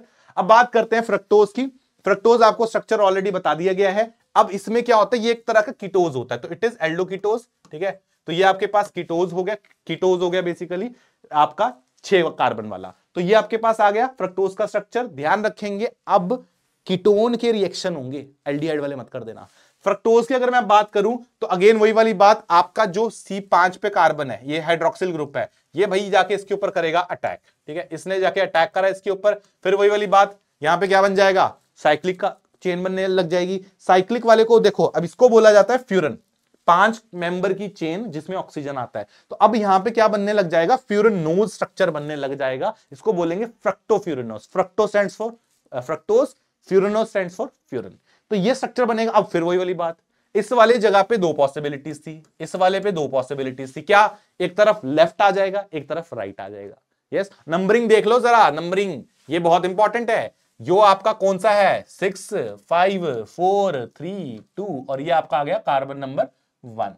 ठीक है, ऐसे ही यहां पे देखो 1 2 3 4 5 6, और यहां पे हमारे पास ऐसे है ऑक्सीजन, ऐसे है ऑक्सीजन। तो अब 2 पॉसिबिलिटीज है, एक बार लेफ्ट आ सकता है ग्रुप बर्थडे वाला, एक बार राइट आ सकता है। देख लो जरा, यस, यही 2 पॉसिबिलिटीज है। इसको बोलेंगे अल्फा डिफ्रक्टोफ्यूरनोज, इसको बोलेंगे बीटा डिफ्रक्टोफ्यूरनोज। अल्फा बीटा क्यों बोला इसको, देखो जरा। अल्फा बीटा इसलिए बोला क्योंकि जब आप इसको स्ट्रक्चर बनाओगे, यस, तो यहां पे देखना जरा, अबव और बिलो आ रहे हैं, यहां पे देख लो जरा, बैठा कि नहीं बैठा, यस। तो ये आपके पास स्ट्रक्चर्स आ गए। तो फ्रक्टोफ्यूरनोज अगेन लेफ्ट हैंड साइड, देखो तो रूल वही है, लेफ्ट वाले को अबव, दूसरे वाले को बिलो। ठीक है, जहां पे आपको लेफ्ट दिखेगा, ये लेफ्ट है, कार्बन 2 पे बात करेंगे, लेफ्ट वाला क्या हो जाएगा, लेफ्ट वाला अबव हो जाएगा। तो लेफ्ट वाला क्या हो गया, इधर अबव हो गया। ठीक है, और देखो जरा, इधर दूसरे पे भी क्या है, अबव, 3 वाले पे OH ऊपर, 3 वाले पे OH ऊपर, 4 वाले पे OH इधर, 4 वाले में इधर, और इधर क्या आ गया, इधर आपका CH2OH एज इट इज, 5 वाला हमेशा ऊपर रखने का है। सिमिलरली बीटा में करना, बीटा में क्या बदलोगे चेंज, सिर्फ आपका C2 कार्बन बदलेगा। अब इसका रूल है उल्टा, इसका रूल क्या करना है, आपको उल्टा याद रखना है। यहां पे देखोगे जरा, अब क्या है, यहां पे अगर आप देखोगे बिलो अबव, देखो जरा, ये आ गया, यहां से बता देता हूं, BA ये देखना जरा, BA आई थिंक ये क्लियर हो रहा है आप लोगों को, BA तो आप यहां से ट्रिक से याद कर सकते हो। I hope this is clear to everyone. चलो बेटे, यो तक क्लियर हो गया है, एक बार इसको लिखो। चलो भाई लिख लिया होगा अब तक, ठीक है। तो आगे बढ़ते हैं, next is your summary of fructose. तो भाई देखो फिर से वही वाली बात, दो तरह के हैं, अल्फा डी फ्रक्टोफ्यूरानोज, बीटा डी फ्रक्टोफ्यूरानोज। फर्क कहां है, C2 कार्बन पे है, इसमें CH2OH ऊपर है, उसमें नीचे है। दूसरा, इसमें भी वही वाली हरकत है, ये अगर आपने अल्फा फॉर्म से स्टार्ट किया तो बीटा फॉर्म जनरेट हो जाती है, बीटा स्टार्ट करोगे अल्फा जनरेट हो जाती है। तो मतलब क्या ये भी म्यूटा रोटेशन दिखाएगा, बिल्कुल दिखाएगा। तो mutarotation is shown by fructose. दूसरा alpha D and beta D, क्योंकि एक ही पोजीशन से अलग है, मतलब एक ही कॉन्फ़िगरेशन लगा, यहाँ पे C2 से अलग है तो C2 से अलग है, तो भैया इनको क्या बोलोगे, इनको बोलोगे अपन एपीमर्स। अब क्योंकि साइक्लिक है तो इनको एनोमर्स बोल सकते हैं, तो दे आर एनोमर्स, ठीक है। बाकी आगे इनके कायरल सेंटर, तो भाई इसके अंदर है 3, sp2 नहीं हो सकता, तो इसके अंदर 3 कायरल सेंटर है ओपन वाले में, क्लोज वाले में एक और जनरेट हो जाएगा, तो इसमें अगर 3 है तो क्लोज वाले में 4 होंगे। तो वो मैंने ऑलरेडी लिख दिया है आपके कितने कायरल सेंटर्स हैं, ये चीजें इससे पूछ सकते हैं। अब आते हैं नेक्स्ट, ये हो गया आपका ग्लूकोज एंड फ्रक्टोज। भाई अगर तुम्हारे ग्लूकोज और फ्रक्टोज क्लियर है तो आगे वाला पार्ट बहुत आसान होने वाला है। अगर ये क्लियर नहीं है, स्ट्रक्चर्स क्लियर नहीं है, तो आगे वाला पार्ट बहुत मुश्किल हो जाएगा। तो अब बात करते हैं डाइसैकेराइड्स। डाइसैकेराइड्स में से 2 यूनिट्स आ जाएंगे मोनोसैकेराइड्स के, ठीक है। हमें 3 पढ़ने हैं, एक पढ़ना है सुक्रोज, एक पढ़ना है माल्टोज, एक पढ़ना है लैक्टोज। इन तीनों को स्ट्रक्चर्स देखने हैं, तीनों की लिंकेजेस देखनी है कैसे होती है। पहले बात करते हैं सुक्रोज की, किससे बनता है, alpha D glucose and beta D fructose. Glucose plus fructose, ध्यान रखना है अल्फा और बीटा, इससे बनता है। आगे है इनकी क्या होती है, C1C2 ग्लाइकोसिडिक लिंकेज। अब ये क्या बला है C1C2 ग्लाइकोसिडिक लिंकेज, इसको देखते हैं। देखो यार, ये आपका है अल्फा डी ग्लूकोज, ये आपका है बीटा डी फ्रक्टोज। आपको क्या करना है, C1, ये इसका C1 है, दिस इज C1, और ये देखो ये इसका फ्रक्टोज का C2 होता है। यस, फ्रक्टोज का C1 ही होता है। तो कहता है C1C2 की ग्लाइकोसिडिक लिंकेज। ग्लाइकोसिडिक लिंकेज होती है एक्चुअली ईथर लिंकेज, एक तरह की ईथर लिंकेज है, जहां पे इधर भी मोनोसैकेराइड इधर भी मोनोसैकेराइड। तो अपन करना कुछ नहीं है, अगर आप ध्यान से देखोगे ना, हमें सिर्फ और सिर्फ वाटर को यहां से बाहर करना है। अगर आप देखोगे इसमें से क्या करना है, इसमें से अपन पानी को बाहर कर दो। पानी को बाहर कर दोगे तो एक क्या बचेगा पीछे, ऑक्सीजन। तो ये देखो जरा, यहां से आपने क्या करा, पानी बाहर निकाला, ऑक्सीजन बच गया। ये जो है एक ईथर लिंकेज जिसमें दोनों साइड मोनोसैकेराइड्स हैं, इसको बोला जाता है glycosidic linkage. This is called glycosidic linkage. तो इसके अंदर क्या होगी, ग्लाइकोसिडिक लिंकेज प्रेजेंट होगी। अब ध्यान रखने वाली बात एक बता देता हूं, ग्लूकोज का C1 एंड फ्रक्टोज का C2, ये इसका मेन कार्बन है, यहीं से होगा जो होगा, ये इसके नेता मेन लोग। अगर ये दोनों कार्बन इन्वॉल्व है, जैसे इस रिएक्शन में इन्वॉल्व थे, C1 C2 क्या है आपके, इन्वॉल्व है, तो भैया अगर ये दोनों की ग्लाइकोसिडिक लिंकेज आपने बना दी तो भाई इसका अब हेमी एसिटल नहीं बन सकता, क्योंकि इसके C1 और उसके C2 पे ही था जो था। अगर आपको याद हो, उसके C1 पे एल्डिहाइड था, इसके C2 पे कीटोन था, तो ये मेन थे, ये दोनों इन्वॉल्व है, दोनों इन्वॉल्व है, तो अब ये हेमी एसिटल फॉर्म में नहीं आ सकते। और अगर ये हेमी एसिटल फॉर्म में नहीं आ सकते तो Tollens, Fehling, Benedict, reducing and mutarotation सब बर्बाद, सब जीरो, ये कुछ नहीं दिखा पाएगा। ध्यान रखना है इसका, तो ये ध्यान रखना है। ग्लूकोज का C1 अगर फ्री होगा या फ्रक्टोज का C2 फ्री होता, तब अपन बोल देते कि यार हेमी एसिटल बन जाता, यहां पे नहीं बनेगा। एक सवाल और आता है स्वीटनेस का, अगर आपको दिख रहा हो, स्वीटनेस सबसे ज्यादा होती है फ्रक्टोज की, फिर आती है सुक्रोज की, फिर आती है ग्लूकोज की, रिलेटिव स्वीटनेस। तो मतलब फ्रक्टोज बहुत स्वीट होता है, तो कम फ्रक्टोज में ज्यादा मिठास मिल जाएगी, ठीक है। तो ये हो गया आपके पास। तो ये आपको याद रखना है, अल्फा डी बीटा डी, ये आपको ऑलरेडी अल्फा बीटा बनाने सिखा दिए, तो अब कंबाइन करके आप सुक्रोज बना सकते हो। आगे बढ़ते हैं, next is maltose. Maltose glucose से बनता है, alpha D glucose, alpha D glucose, same alpha D glucose आपके पास, दोनों साइड अल्फा ग्लूकोज लेने हैं। कहां से लिंक करना है, C1 C4 ग्लाइकोसिडिक है, तो मतलब ये मेरा एक अल्फा आ गया, मैंने व्हाइट में ले लिया, एक मेरा दूसरा आ गया, मैंने अलग कलर में ले लिया। तो अब क्या करना है, ये 1 2 3 4, तो इसका C1 के साथ अगले का 1 2 3 4 C4, तो इसमें से क्या करोगे आप, इसमें से आप वाटर को बाहर करोगे। जैसे आपने वाटर को बाहर कर दिया तो कुछ ऐसा स्ट्रक्चर बन जाएगा आपके पास, तो ये क्या बन गई, C1 C4 ग्लाइकोसिडिक लिंकेज बन जाएगी अब, ठीक है। ये आपका बन जाता है माल्टोज। इंपॉर्टेंट है इसका, अगर आप देखोगे कोई भी किसी का भी ग्लूकोज में अगर C1 फ्री है, ये आपका फ्री हो गया, और अगर ये फ्री है तो ये अपना क्या कर सकता है, हेमी एसिटल बना सकता है। तो एक बार हेमी एसिटल बन गया तो सारी चीजें ऑटोमेटिकली सिलेक्ट हो जाती हैं। ठीक है, फिर हेमी एसिटल फ्री कैसे है, ग्लूकोज में C1 देखने का, फ्रक्टोज में C2 देखने का, बस सारा कुछ सेट हो जाता है। ठीक है, तो ये आपका माल्टोज बन गया। बात करते हैं अब आपको, अच्छा लैक्टोज पढ़ने के लिए पहले तुम्हें ग्लैक्टोज पता होना चाहिए क्या है। ग्लूकोज का स्ट्रक्चर ये है।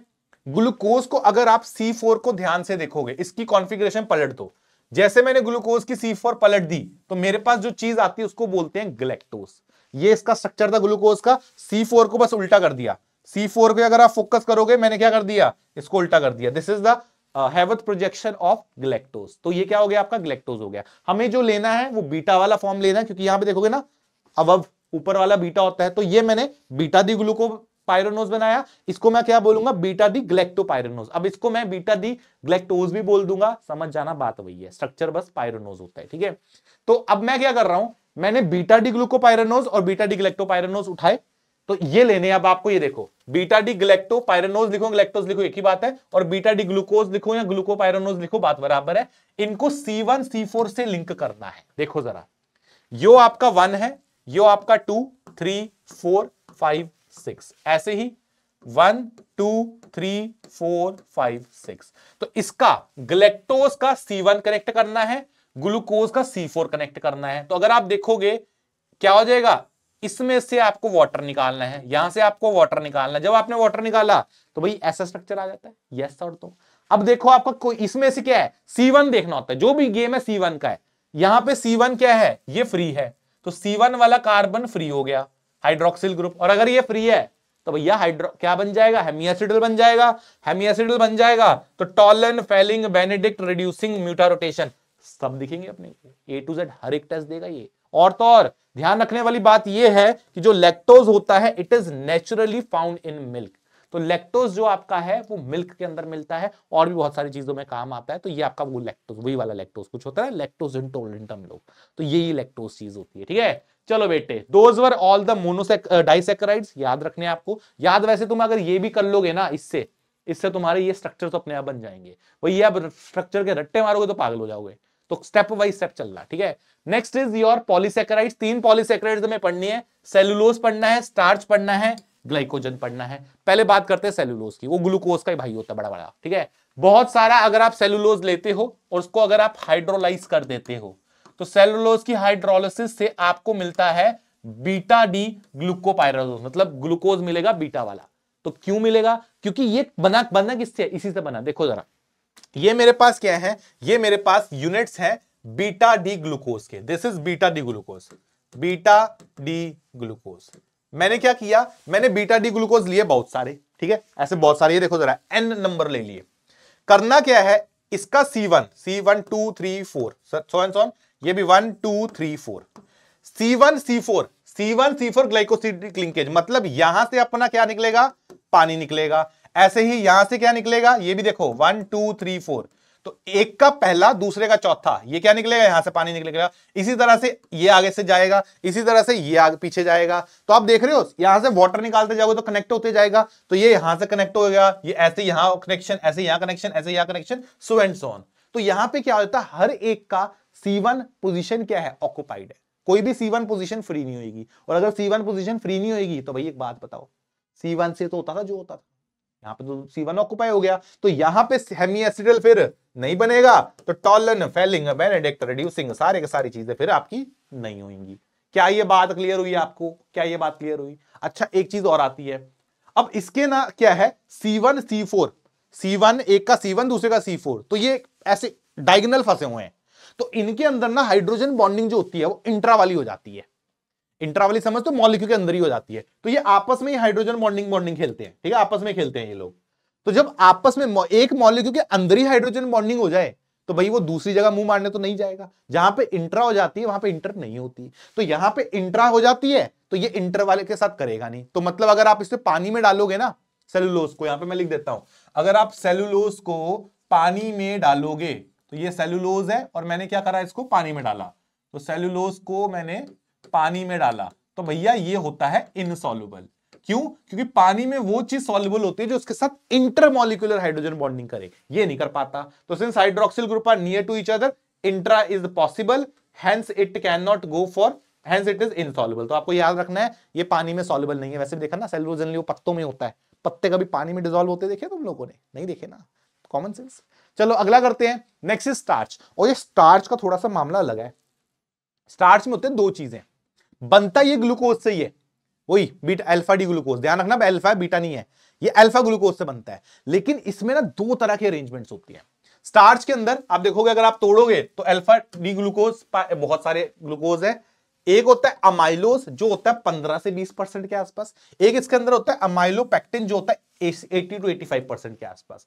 अब इन दोनों के अरेंजमेंट समझने पड़ेंगे तभी आपको स्टार्च समझ आएगा। तो एक काम करते हैं, पहले अमाइलोज समझते हैं फिर अमाइलोपेक्टिन पकड़ते हैं। अमाइलोज की अगर आप बात करोगे क्या है ये, it is extension of maltose structure. Maltose पढ़ाया भी थोड़ी देर पहले आपको मैंने, बस उसी को 3D में पूरा आगे तक एक्सटेंड कर दो। माल्टोज कहां पढ़ा हम लोगों ने, ये देखो जरा माल्टोज कहां गया, माल्टोज माल्टोज ये रहा माल्टोज। क्या है इसके अंदर, alpha D glucose C1 C4 से कनेक्ट कर दो, ये कनेक्ट कर दिया। अब बस इसी को ना कनेक्ट करते जाओ आगे आगे आगे। माल्टोज 2 यूनिट पे बनता है, डाइसैकेराइड है, इसको n यूनिट तक ले जाओगे बस बन गया तुम्हारा। यस, तो दिस इज अमाइलोज। तो देखो जरा क्या है इसके अंदर, यही तो करा हम लोगों ने माइलोज में, ये देखो जरा वही तो करा है। ये ग्लूकोज लिए कहां से कनेक्ट कर रहे हो अपन, यहां से कनेक्ट कर रहे हैं, यहां से कनेक्ट कर रहे हैं, ये so and so on connect होता जाएगा। यस, ये कनेक्ट होता जाएगा तो कर लोगे यार इसको। तो बस ये कनेक्ट करते जाओ, अपने आप तुम्हारा क्या बन जाएगा, C1 C4 alpha glycosidic linkage बन जाएगी पूरी की पूरी। तो कंटिन्यू जाएगा, लंबी चेन होती है। ये देखो यहाँ पे N है, इसी तरह से चलता जाएगा। अब क्योंकि C1 क्या हो गया आपका, ऑक्युपाइड हो गया, C1 इज ऑक्युपाइड। अगर C1 ऑक्युपाइड है तो भैया हेमीएसिटल नहीं बनेगा, इनमें से कोई भी चाचा तुम्हारे नहीं बनेंगे। यस और नो, ठीक है। अब बात करते हैं वाटर सॉल्युबिलिटी के लिए। अब क्योंकि इसके ना हाइड्रोक्सिल ग्रुप सेम साइड पे होते हैं, ठीक है, सारे सेम साइड पे होते हैं, तो these are actually water soluble. जो अमाइलोज होता है वाटर सॉल्युबल होता है, क्यों? क्योंकि ये पानी के साथ ना कर लेता है हाइड्रोजन बॉन्डिंग। ये पानी के साथ आपकी कौन सी वाली हाइड्रोजन बॉन्डिंग कर लेता है, इंटरमॉलिक्यूलर हाइड्रोजन बॉन्डिंग कर लेता है। तो it can form intermolecular hydrogen bonding with water, इसलिए सॉल्युबल होता है। तो स्टार्च के अंदर 15% हिस्सा सॉल्युबल होता है पानी का। यस, आगे बढ़ते हैं, amylopectin. It is actually a linear polymer of alpha D glucose. ये क्या है, अब आपका सॉरी ये क्या हो गया, यहां पे आपका ब्रांच होगा ये amylopectin. This is branched, this is not linear, this is branch. Linear तो पहले वाला था, ये ब्रांच हो जाएगा। ये मैंने आई थिंक गड़बड़ कर दी है। दिस इज ब्रांच्ड पॉलीमर, ठीक है। लीनियर कौन सा था, ये देखो अमाइलोज जो होता है वो लीनियर पॉलीमर होता है। क्यों? क्योंकि एकदम लंबी सी यूनिट बनती है, एकदम स्ट्रेट चेन बनती है। वेयरएज अगर मैं अमाइलोपेक्टिन की बात करता हूं, ये ब्रांच होता है। ब्रांच समझते हो? अब यहां पे ना ब्रांचिंग होने लग जाती है। देखो इस तरह की स्ट्रेट चेन थी आपकी, अमाइलोज की स्ट्रेट चेन लेनी है, C1 C4 की स्ट्रेट चेन है, इस तरह से बहुत सारे यूनिट्स आपके स्ट्रेट चेन में थे। अब क्या करना है, ऐसे ही एक यूनिट अमाइलोज का ऐसे आ रहा है। अब आपने क्या करा, आपने इसको कनेक्ट कर दिया, एक के C1 को, ये C1 है, दूसरे के C6 के साथ, ये C6 है। इनके अंदर से क्या करना, वाटर निकाल देना, यहां से वाटर निकाल देना। जैसे आपने वाटर निकाला तो आई थिंक ये कनेक्ट हो जाएंगे, ये कनेक्ट हो जाएंगे। इसको क्या है, ये होता है ब्रांचिंग। तो इसमें सिर्फ स्ट्रेट पॉलीमर्स नहीं है, लीनियर नहीं है, लीनियर के साथ ब्रांच होना स्टार्ट हो जाता है। तो आपके पास क्या होता है, आपके पास अगर आप देखोगे एक तो स्ट्रेट चेन आ रही है, उनको कनेक्ट करते जाओगे। और ये ब्रांचिंग कब होती है, हर 25 से 30 यूनिट के बाद ऐसी एक ब्रांचिंग आ जाती है, C1 C6 से ब्रांचिंग। तो C1 C4 की स्ट्रेट चेन, C1 C6 की लीनियर ब्रांचिंग, आपकी ब्रांचिंग होने लग जाती है। स्ट्रक्चर कुछ इस तरह से दिखेगा आपको, देखना C1 C4 आपका स्ट्रेट चेन जा रहा है, फिर C1 C6 की ब्रांचिंग, फिर C1 C4 की स्ट्रेट चेन, फिर C1 C6 की ब्रांचिंग। तो ये कहां पे होता है, आफ्टर 25 to 30 यूनिट्स। ये याद रखना है, हर 25 से 30 यूनिट के आपकी क्या हो जाती है, ये ब्रांचिंग होना स्टार्ट हो जाती है। फिर वही वाली बात, C1 हमेशा इन्वॉल्व है, तो इनमें से तो चाचा कुछ नहीं दिख रहा तुम्हें, ठीक है, इनमें से तो कुछ नहीं दिख रहा। इंपॉर्टेंट है क्या ये वाटर सॉल्युबल है, भैया इतनी ज्यादा ब्रांचिंग है तो ये इंटरमॉलिक्यूलर, इंट्रा प्रेफर करेगा ना, इंटर क्यों करेगा। तो ये भी क्या होता है, वाटर इनसॉल्युबल होता है। तो it is also water insoluble, ठीक है। तो ये हो गया आपका अमाइलोपेक्टिन। आगे बढ़ते हैं, इनके अंदर डिफरेंस, अमाइलोज जो है 15 से 20% है, बता दिया आपको। ये आपका 80 से 85% है। ये लीनियर स्ट्रक्चर होता है, ये आपका ब्रांच स्ट्रक्चर होता है, ये वाटर सॉल्युबल है, ये वाटर इनसॉल्युबल है, सारी चीजें मैंने बता दी। इसके अंदर C1 C4 alpha glycosidic linkage थी, इसके अंदर ये लिंकेज आई है, साथ में ब्रांचिंग हो जाती है C1 C6 की। तो C1 C6 की आपकी ब्रांचिंग हो जाएगी हर 25 से 30 यूनिट के बाद। ये नॉन रिड्यूसिंग तो सेम ही पॉइंट हो गया। तो this is the difference between amylose and amylopectin. अब पॉइंट ये है, इन दोनों के कॉम्बिनेशन से बनता है तुम्हारा स्टार्च, ठीक है, ये ध्यान रखना आपको। तो अब आते हैं, this is all about starch हो गया आपका, एक दो पढ़ लिया हमने। अब तीसरा आता है आपका, तीसरा पढ़ लिया, दैट इज ग्लाइकोजन। अमाइलोपेक्टिन को ही आपको, अमाइलोपेक्टिन समझ आ गया आपको, ये माइलोपेक्टिन था, ये देखो ये माइलोपेक्टिन है। इसी स्ट्रक्चर को आप अगर ब्रांचिंग 25 से 30 की जगह पे 10 यूनिट पे ब्रांच कर दो, हाईली ब्रांच स्ट्रक्चर बनता है। तो अगर आप ब्रांचिंग 10 पे कर दो तो आपका बन जाता है भैया ग्लाइकोजन। तो ग्लाइकोजन बन जाएगा, it has similar structure to amylopectin but the frequency of branching is more. हर 10 यूनिट के बाद आपकी ब्रांचिंग होती है। स्ट्रक्चर देख लो सेम ही है, सब कुछ सिमिलर है, इसके C1 के साथ इसका C6 सब कुछ सेम है, बट पॉइंट ये ब्रांचिंग थोड़ी ज्यादा हो जाती है। एनिमल ये एक्चुअली आपके मसल्स में मिलता है ग्लाइकोजन, अगर आपको ध्यान हो, मसल यहीं से एनर्जी निकालता है ग्लाइकोजन में, ग्लाइकोजन के फॉर्म में स्टोर होती है, ठीक है। तो ये हो गया आपका पूरे का पूरा स्ट्रक्चर्स। तो ये जितना मैंने करवाया आपको, ग्लूकोज फ्रक्टोज तो देखो बेसिक है, वो तो डिटेल में कर लिया। उसके अलावा आपके जो ये आ रहे हैं सुक्रोज, माल्टोज, डाइसैकेराइड्स, ये आपके डाइसैकेराइड्स आ गए, these are the disaccharides and these are the polysaccharides. इसकी मैंने पूरी समरी कर दी है, क्या मोनोसैकेराइड्स हैं, कहां से लिंक होती हैं, और क्या आपके हेमी एसिटल और सारे टेस्ट देता है। This is the whole summary. इस समरी को अगर आप खुद से लिख पा रहे हो तो मतलब तुम्हें सारा याद हो गया। यहीं से क्वेश्चन आता, क्वेश्चंस बड़े इस टेबल से ना कई बार आए हैं, बहुत बार आए हैं। तो this is what you need to remember, ठीक है। इसको एक बार देख, चलो भाई, आई थिंक यहां तक क्लियर हो गया आप लोगों को। तो यार अब हम लोग बेसिकली करेंगे इनके स्ट्रक्चर्स का डिस्कशन। ऑलरेडी आई थिंक आप लोग देख रहे हो बीच में इनके डी लिखा रहे हैं, ये डी कहीं एल लिखा होता है, ये क्या भला है, ये तो अभी तक सर आपने बताई नहीं। बाकी तो सारा नाम क्लियर हो गया। तो इसका डिस्कशन अब करते हैं, व्हाट इज दिस डी। तो देखो यार, डीएल कॉन्फ़िगरेशन होता क्या है, आपके पास एक चीज होती है, उसको बोलते हैं एल ग्लिसरॉल्डिहाइड। अगर हम पहले डी की बात कर लेते हैं, डी और एल क्या है, एक तरह से अगर आप देखोगे मिरर इमेज है, इनको हम लोग एनंटियोमर्स बोल सकते हैं।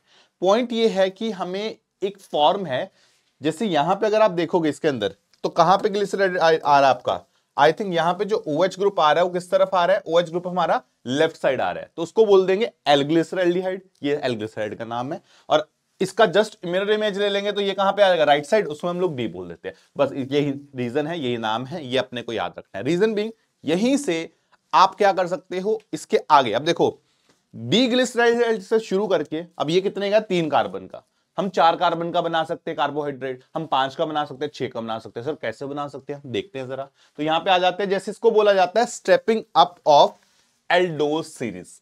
एल्डोज मतलब वही जो हमारे एल्डिहाइड वाली, इसको क्या है, इसका नाम किलियानी फिशर सिंथेसिस। बेसिकली ये स्टेप ऑफ रिएक्शंस है, 3 स्टेप में बढ़ता है। We are least worried about क्या है, आपके क्वेश्चन नहीं पूछा जाएगा। बस याद रखना है कि अपना ग्लिसरॉल्डिहाइड अगर डी फॉर्म है तो डी फॉर्म से आप डी फॉर्म जनरेट कर सकते हो, यही है अल्टीमेट, ठीक है। अब इसमें क्या होता है, इसमें ना ये सेट ऑफ रिएजेंट्स है, KCN, HCN, बेरियम हाइड्रोक्साइड, और ये आपका उसके बाद एसिडिफाई करते हैं, एंड फिर अपना sodium amalgam in water, pH ध्यान रखना 3 से 5। ये सेट ऑफ रिएजेंट से क्या होता है, ये पूरा ग्रुप तो सेम रहता है, बस इस ग्रुप के ना ऊपर देखो, यहां पे नीचे ना कोई चेंज नहीं होगा। आपको अल्टीमेट चीज ये याद रखनी है, इस वाली जगह पे देयर इज नो चेंज, ये एज इट इज सेम रहेगा। कहां पे चेंज होगा, चेंज आपका इस पॉइंट पे आएगा, इस नीचे वाले ग्रुप के जस्ट ऊपर, ठीक है। तो वो चेंज आप देख रहे हो क्या हो रहा है, जैसे यहां पे क्या हुआ, यहां पे अपने पास अगर आप ध्यान दोगे तो यहां पे आपका ग्रुप ऐड हुआ, ये देखो जरा, और एक आपके पास ग्रुप यहां ऐड हुआ। तो अपने को बस यही देखना है कि एडिशन आप किस तरफ कर रहे हो। अगर आप ध्यान से देखोगे ग्लिसरॉल्डिहाइड में 2 जगह ऐड हो सकता है, मतलब 2 तरह से ऐड हो सकता है, या OH राइट साइड आएगा या लेफ्ट साइड आएगा। अब अगर दोनों OH सेम तरफ हैं, इसको बोला जाता है इराइथ्रोस। अगर दोनों OH ऑपोजिट साइड पे है, इसको बोला जाता है थ्रियोस। तो ये क्या हो गई, ये 4 मेंबर की सीरीज हो गई। वो क्या थी, 3 था, ग्लिसरॉल 3 का, ये 4 वाला आ गया।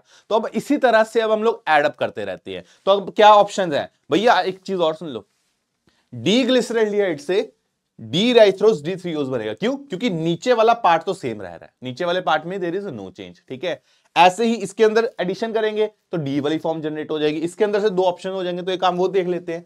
अच्छा, पहले एल वाला बता रहा है, तो देखो अगर मैं एल ग्लिसरॉल्डिएट से स्टार्ट करता हूं, ये मेरी एल फॉर्म है, this is my L form. देखो नीचे वाली फॉर्म सेम है, नीचे वाली फॉर्म सेम है, नीचे देयर इज नो चेंज। देखो जरा, नीचे देयर इज नो चेंज, तो यहां पे कोई चेंज नहीं आ रहा है ना, तो एडिशन इसके ऊपर होगी, तो एल से एल बनेगा। अगर दोनों सेम साइड पे होंगे तो ये राइथ्रोस बोलते हैं, दोनों ऑपोजिट साइड पे होंगे तो थ्रियोस बोलते हैं। अब सर ऐसे अलग अलग याद करते रहेंगे? नहीं, अलग से करने की जरूरत नहीं है, तुम्हें बस एक याद रखना है। तुम इसको मिरर इमेज लोगे इसकी तो एल बन जाएगा, इसकी मिरर इमेज लोगे एल बन जाएगा, इसकी मिरर इमेज लोगे एल बन जाएगा। तो हमें एल की टेंशन नहीं है, हम लोग डी के पीछे पड़े क्योंकि डी वाले हमारे ज्यादा इंपॉर्टेंट है। तो लेकिन हाँ, इंपॉर्टेंट पॉइंट ये है कि अगर आप डी ग्लिसरॉल्डिएट से स्टार्ट करते हो तो आपको डी सैकराइड्स ही मिलेंगे, एल से स्टार्ट करोगे तो एल ही मिलेगा। तो हम लोग डी वाले पूरे पढ़ लेते हैं, एल जस्ट मिरर इमेज बना देंगे। तो अब आगे बढ़ते हैं इराइथ्रोस। ये देखो दी इराइथ्रोस, इराइथ्रोस मतलब इसमें ओएस सेम साइड पे थे। इसमें दो ऑप्शन है, यहां पे ऐड होएगा दो ऑप्शन, यहां लेफ्ट पे आएगा या राइट पे आएगा। अगर राइट पे आता है उसको बोलते हैं राइबोस, अगर लेफ्ट पे आता है उसको बोलते हैं अरेबिनोस। ये हमारे लिए थोड़ा ज्यादा इंपॉर्टेंट बनता है क्योंकि यही वाले चाचा से आपके ग्लूकोज का प्रकट हो गए, अभी ग्लूकोज यहीं से निकलेंगे। अगर हम थ्रियोज की बात करें तो थ्रियोज में फिर वही राइट और लेफ्ट में आएंगे, इसको बोला जाएगा जाइलोज, इसको बोला जाएगा लाइक्सोस। ठीक है, ये हमारे आगे चार, मतलब ये पांच वाले आ गए, पांच वाली सीरीज आ गई, चार से हम पांच वाली तरफ आ गए। अब फिर वही वाली बात, इससे दो, इससे दो, इससे दो, इससे दो, वो बना लेते हैं। तो देखो जरा यहां पे राइबोस से मैंने दो बनाए, एक बार राइट एक बार लेफ्ट, एक बार राइट एक बार लेफ्ट, सब में वही है right left right left right left. तो क्या बनेगा, इधर बनता है एलोस, इधर बनता है एल्ट्रोस, इधर आ गया ग्लूकोज जो कि हमारा सबसे इंपॉर्टेंट इंग्रेडिएंट रहेगा। फिर आता है मैनोस, यहां आएगा ग्लूकोज, यहां आएगा आयोडोस, यहां आएगा गलेक्टोस, यहां आएगा टेलोस। अब सबसे ज्यादा दिक्कत आती है ये लास्ट वालों को याद करने में। ठीक है, अब इसकी बहुत सारी ट्रिक्स अवेलेबल हैं। ठीक है, अब वही वाली बात है, तुम किन ट्रिक्स से पसंद है। मैंने एक छोटी सी ट्रिक लाया हूं, अगर आपको उससे बेटर लग रहा है और कहीं ट्रिक मिल रही है उससे कर लेना। ठीक है, ट्रिक क्या है भैया, एलोज और एल्ट्रोस क्या है, Alto and Altroz. I think गाड़ियां पता तुम लोगों को, ऑल्टो अल्ट्रोस। इससे हम लोग घूमने गए गुलमार्ग और मनाली, घूमने गए गुलमार्ग मनाली। ठीक है, तो ये पहले चार याद हो जाएंगे, allose altrose glucose mannose, I think ये याद हो गए। उसके बाद ट्रिक बनती है गिरगिट, आगे गिरगिट, गिरगिट से क्या आ जाएगा, ग्लूकोज आयोडोस, यहां पे आ गया, और जी से फिर क्या आ गया गैलेक्टोस, एंड टी से क्या आ जाएगा टेलोस। अब ये आठ वालों में ही दिक्कत है, उससे पहले वाले फिर याद हो जाते हैं। ये आठ वाले इस तरह से याद कर सकते हो, अगेन दो चार बार लिखोगे इनको, इसकी व्हाइट शीट चिपका के अपने सामने रख लोगे तो ये वैसे ही याद हो जाएगी, इतनी दिक्कत इसमें नहीं आएगी। ठीक है, आगे बढ़ते हैं, अब आते हैं टेस्ट फॉर कार्बोहाइड्रेट्स, फिर कार्बोहाइड्रेट्स को खत्म करते हैं। कार्बोहाइड्रेट्स के अंदर कुछ टेस्ट होते हैं, कंफर्मेटरी टेस्ट होते हैं। ठीक है, पहला आता है मॉलिश टेस्ट, उसके अंदर रिएजेंट जो है दैट इज अल्फा नेफ्थोल, जो कि आपका स्ट्रक्चर सामने दिख रहा है, प्लस इथेनॉल। ये क्या करता है, अगर आप इसको मॉलिश रिएजेंट बोलते हैं।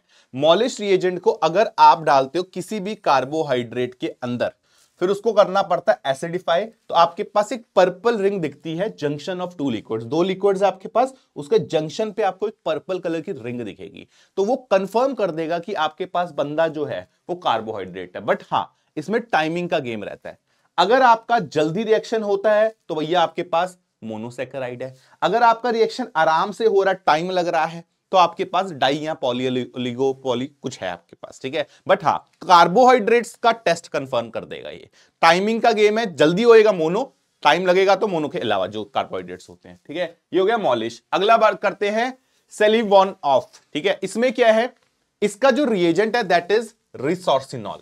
रिसोर्सिनॉल समझते हो, 1,3 वाला, तो ये इसके रिसोर्सिनॉल ऐड करा, साथ में HCl। करता क्या है, एक चीज याद रखना, ये टेस्ट करने से पहले आपको पहले कार्बोहाइड्रेट की कंफर्मेशन करनी पड़ेगी, क्योंकि ये बहुत जगह और भी टेस्ट मिल जाता है।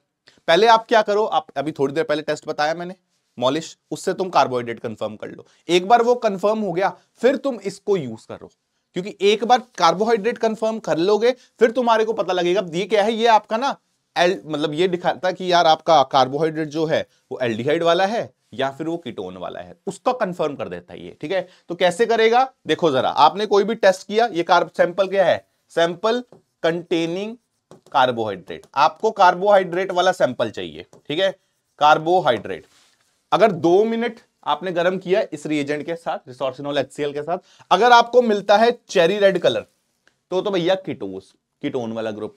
और अगर आपका 2 मिनट के बाद रिएक्शन में कुछ कलर नहीं दिख रहा, फिर उसको गर्म ज्यादा करोगे, 5 मिनट गर्म करोगे तो भैया तुम्हें दिखेगा ऑरेंज रंग का कलर, उसको बोलेंगे फिर एल्डोस। ऑब्वियसली बात, अगर 2 मिनट में नहीं आएगा तो फिर 5 मिनट में तो आ ही जाएगा, ठीक है। तो ये आपका कंफर्मेटरी टेस्ट हो जाता है, जिससे श्योर शॉट लेने के लिए कि कीटोज है कि एल्डोज है, अपन ये टेस्ट यूज करते हैं, ठीक है। आगे बढ़ते हैं, नेक्स्ट आते हैं 4 भाइयों बंधु वाले टेस्ट, जो कि सिमिलर से, इसलिए मैं एक साथ डिस्कस कर देता हूं। ये ऑलरेडी वैसे तुमने एल्डिहाइड कीटोन्स में कर रखा है, बट चलो फिर भी कर लेते हैं। पहला आता है Tollens test, ammoniacal silver nitrate लिखा हो सकता है, या AgNO3 प्लस अमोनियम हाइड्रोक्साइड लिखा हो सकता है, या फिर कॉम्प्लेक्स के रूप में आ सकता है, कुछ भी आए इसमें से। ये आपका टॉलन रिएजेंट करता क्या है, एल्डिहाइड ग्रुप जो होता है आपका, उसके अंदर अगर आप टॉलन रिएजेंट डालते हो, जिसमें सिल्वर किसमें होता है, +1 स्टेट में होता है, तो आपको वो एल्डिहाइड को ऑक्सीडाइज कर देता है कार्बोक्सिलिक एसिड में, साथ में आपको मिलता है सिल्वर मिरर। आई थिंक तुम लोग जानते हो, पूरा टेस्ट ट्यूब का जो नीचे रहता है ना, वो सिल्वर कलर की हो जाती है। ये कंफर्मेटरी टेस्ट है आपका किसका, एल्डिहाइड का। तो ये क्यों, कौन से होंगे, जो कि रिड्यूसिंग शुगर होंगे, उनको कंफर्म कर देंगे। अब सब कुछ सिमिलर, ठीक है, बस रिएजेंट बदलना है। अगला आता है फेलिंग। फेलिंग के 2 बनते हैं, फेलिंग सोल्यूशन 1, फेलिंग सोल्यूशन 2। ये होता है कॉपर सल्फेट एक्वस, ये होता है रोशेल सॉल्ट, जिसमें कि सोडियम पोटेशियम टार्ट्रेट आता है। ये होता है भैया आपका प्रिजर्वेटिव। हमारा काम है कॉपर +2 को, यहां पे कॉपर +2 मेन, पूरे में से ना, पूरे में से आपको बस ये दिमाग में रखना कि कॉपर +2 फॉर्म में आपको मिल रहा है, ठीक है, कॉपर +2 फॉर्म में मिल रहा है। तो यहां पे ये I think this is Fehling reagent, ठीक है, इसको मैं ऐसे लिख देता हूं, बेसिकली ये कॉपर +2 है, ठीक है। तो कॉपर +2 आपके पास आ गया। कॉपर +2 क्या करेगा, खुद +1 में जाएगा और एल्डिहाइड को कार्बोक्सिलिक एसिड में ऑक्सीडाइज कर देगा। जब कॉपर +1 में जाता है, उसका कलर होता है भैया लाल, this is red in colour. और अगर ये रेड कलर आ गया, मतलब ये कंफर्म टेस्ट है। अगेन यहां से भी क्या हो जाएगा, रिड्यूसिंग शुगर आपका कंफर्म हो जाएगा। सिमिलरली बात करते हैं बेनेडिक्ट टेस्ट, इसमें भी 2 होते हैं, बेनेडिक्ट 1, बेनेडिक्ट 2। बेनेडिक्ट 1 सेम है, तो और 2 होता है आपका प्रिजर्वेटिव बदलता है, that is sodium potassium citrate. Again इस पूरे तमाशे से तुम्हें मिलेगा क्या, कॉपर +2 स्टेट में। तो फिर यहां भी क्या हो जाएगा, यहां भी कॉपर +2 स्टेट में आ जाएगा। ये कंफर्म वाला, आगे वाला मामला सेम है कि कॉपर +2 से +1 आ रहा है, कलर कौन सा दे रहा है, लाल। यस, आई थिंक ये क्लियर है आप लोगों को। और सिमिलर आगे भी वही है, हर जगह ये अगले 3 सेम है। यहां भी ये क्या है, बारफोर्ड टेस्ट में भी क्या है, प्रिजर्वेटिव बदल रहे हैं। इस पूरे से क्या मिलेगा, अगेन आपको इस पूरे से कॉपर +2 मिलेगा। कॉपर +2 जब आप दोगे इसके अंदर, तो क्या मिल जाएगा, कॉपर +1 मिल जाएगा, चेरी रेड कलर, मतलब रेड कलर का होता है। तो ये कंफर्मेटरी टेस्ट है। ये और ये, इसमें सिर्फ अंतर प्रिजर्वेटिव का, बाकी सिमिलर है। एक चीज का ध्यान रखना, पहले 3 टेस्ट अपन यूज करते हैं रिड्यूसिंग शुगर कंफर्म करने के लिए, और ये है आपका मोनोसैकेराइड्स का कंफर्मेटरी टेस्ट। मोनोसैकेराइड्स वैसे आप पहले वाले से भी कर सकते थे, ठीक है, बट चलो इस वाले टेस्ट से भी आप उसे कंफर्म कर सकते हो। एक टेस्ट और बचता है आयोडीन। वो क्या है, कभी भी आप स्टार्च लोगे, उसके अंदर आयोडीन डालते हो तो ब्लू ब्लैक कलर की कलरेशन आपको मिलती है। ये इंपॉर्टेंट है, ये डायरेक्ट कंफर्मेटरी टेस्ट है, बहुत कॉमन टेस्ट है, बहुत बार इससे सवाल भी पूछा गया है। क्यों होता है, क्योंकि आयोडीन ना, जो आपका स्टार्च होता है, स्टार्च किससे बनता है, अमाइलोज अमाइलोपेक्टिन से। तो अमाइलोज के ऊपर जाके वो चिपक जाता है, जो आपका आयोडीन रहता है, तो इस वजह से उसका कलर आता है ब्लू ब्लैक कलरेशन। तो ये आपका कंफर्मेटरी टेस्ट हो जाएगा आयोडीन का, इसको अपन ध्यान में रखेंगे। And I think with this we have come to the end of carbohydrates. अब आते हैं दूसरे बड़े कंपाउंड पे। कार्बोहाइड्रेट एक्चुअली बहुत बड़ा है, ठीक है, अब धीरे धीरे छोटे होते जाएंगे, ठीक है। अब हमारी इसके बहुत सारे डिस्कशंस होते हैं। अब हम लोग अमीनो एसिड्स की बात करेंगे। अमीनो एसिड्स क्या होता है, नाम से पता लग रहा है, अमीनो और एसिड। अमीनो मतलब अमीन, एसिड मतलब कार्बोक्सिलिक एसिड, ठीक है। कोई ऐसा कंपाउंड जिसमें दोनों दिख जाए एक साथ, उसको बोलेंगे अमीनो एसिड। जैसे अगर आप यहां पे देखोगे तो आपके पास एसिडिक ग्रुप भी है, कार्बोक्सिलिक एसिड ग्रुप, और आपके पास अमीनो ग्रुप भी है, तो इनको बोला जाता है अमीनो एसिड्स। अब इसके ना क्लासिफिकेशन देख लेते हैं एक बार कि क्या क्लासिफिकेशन है। अब ये किसके, on the basis of position. Position मतलब इसके रिस्पेक्ट में अमीनो कहां है, कार्बोक्सिलिक मेन ग्रुप तो होता है ना, तो अगर कार्बोक्सिलिक के रिस्पेक्ट में अल्फा पोजीशन पे है, इसको बोलेंगे अल्फा अमीनो एसिड। कार्बोक्सिलिक से 1, ये देखो अगर ये 1 पोजीशन है, ये मतलब कार्बोक्सिलिक 1 पे आ गया, तो ये 2 पे आ गया, 2 मतलब बीटा, तो बीटा पोजीशन पे आ जाएगा अमीनो, तो उसको बीटा अमीनो बोलेंगे। अगर 1 2 3 थर्ड होता है गामा, एंड फोर्थ क्या हो जाएगा, सिमिलरली फोर्थ हो जाएगा भैया तुम्हारा डेल्टा। तो 4 तरह के बन जाएंगे, alpha beta gamma delta, so and so on, इस तरह से चलते रहते हैं। एक तो ये क्लासिफिकेशन होगी कि पोजीशन पे बेसिस पे आपने इसको क्लासिफाई कर दिया। एक क्लासिफिकेशन आ जाती है on the basis of number, कि भैया आपके ग्रुप कितने हैं। अब देखो, एक ग्रुप बेसिक है, एक ग्रुप एसिडिक है, COH एसिडिक है, दूसरा बेसिक है। तो अगर दोनों आपस में बराबर हो, नंबर, उनके नंबर की बात कर रहा हूं, नंबर बराबर एक एक हो जाए दोनों या दो दो हो जाए, उनको बोलते हैं जैसे neutral. Those are called neutral amino acid. Example के लिए ग्लाइसिन दिया मैंने, इसके अंदर एक COH ग्रुप है, एक आपका अमीनो ग्रुप है, ठीक है, ये आपके हो गए, दोनों बराबर हो जाए। अगर मान लो दोनों में से एक ज्यादा हो जाए, ठीक है, ज्यादा कौन सा वाला है, अगर एसिडिक ज्यादा हो जाए कि एसिडिक ग्रुप ज्यादा है आपके बेसिक ग्रुप से, तो इसको बोलेंगे भैया acidic amino acids. Yes, example के लिए आपके सामने एस्पेरेटिक एसिड, इसमें अगर आप देखोगे 2 कार्बोक्सिलिक एसिड है और 1 अमीनो एसिड है, एक अमीनो ग्रुप है, तो आई थिंक 2 जीत गए, तो ये एसिडिक हो जाएगा। ऐसे बेसिक क्या हो जाएगा, इसमें बेसिक ग्रुप ज्यादा है, तो यहां पे अमीनो ग्रुप ज्यादा हो जाएंगे आपके एसिड ग्रुप से। जैसे लाइसिन है, 2 अमीनो है इसके अंदर 2, और ये क्या है बच्चा, इसके अंदर एक ही कार्बोक्सिलिक है। तो समझ रहे हो कॉन्सेप्ट कि जितने जिस ग्रुप के हिसाब से बराबर होंगे तो न्यूट्रल, जो ज्यादा होगा उसके हिसाब से, अगर एसिड ज्यादा एसिडिक, बेस ज्यादा तो बेसिक, ठीक है। ये हो गया आपका क्लासिफिकेशन। अब आते हैं इसकी प्रॉपर्टीज पे। अमीनो एसिड्स को जब हमने स्टडी करने गए, अब यार जनरली ऑर्गेनिक कंपाउंड जो होते हैं उस पे क्या आइडिया रहता है, क्या ही होगा, फोर्सेस तो इतनी स्ट्रॉन्ग होती नहीं है इनकी, मतलब वही कचरा सा होगा, लो बॉइलिंग लो मेल्टिंग, इतना सॉलिड हार्ड नहीं होंगे, इस तरह के होते हैं। बट इसकी प्रॉपर्टीज गजब ही थी, कुछ अलग ही है दुनिया में। क्या देखो जरा, they are crystalline solids, they are colourless, odourless, they are highly soluble in water. Generally organic compound हम लोग पानी में सॉल्युबल नहीं मानते हैं, नॉन पोलर फोर्सेस होते हैं इनमें। यस, अगला high ionic character and dipole movement, भैया कुछ अलग है। स्ट्रक्चर देख के इसमें आना नहीं चाहिए, इसका स्ट्रक्चर से कुछ औकात से ज्यादा आ रहा है। एंड और interesting, high melting and boiling points, organic compounds के बहुत कम होते हैं। तो मतलब इसकी प्रॉपर्टीज ऑर्गेनिक ना होके आयोनिक वाली हो रही है, दोगलापन। ये देखो जरा, properties are similar to ionic compounds, ये तो अपने ऑर्गेनिक वालों का नहीं सगा हुआ।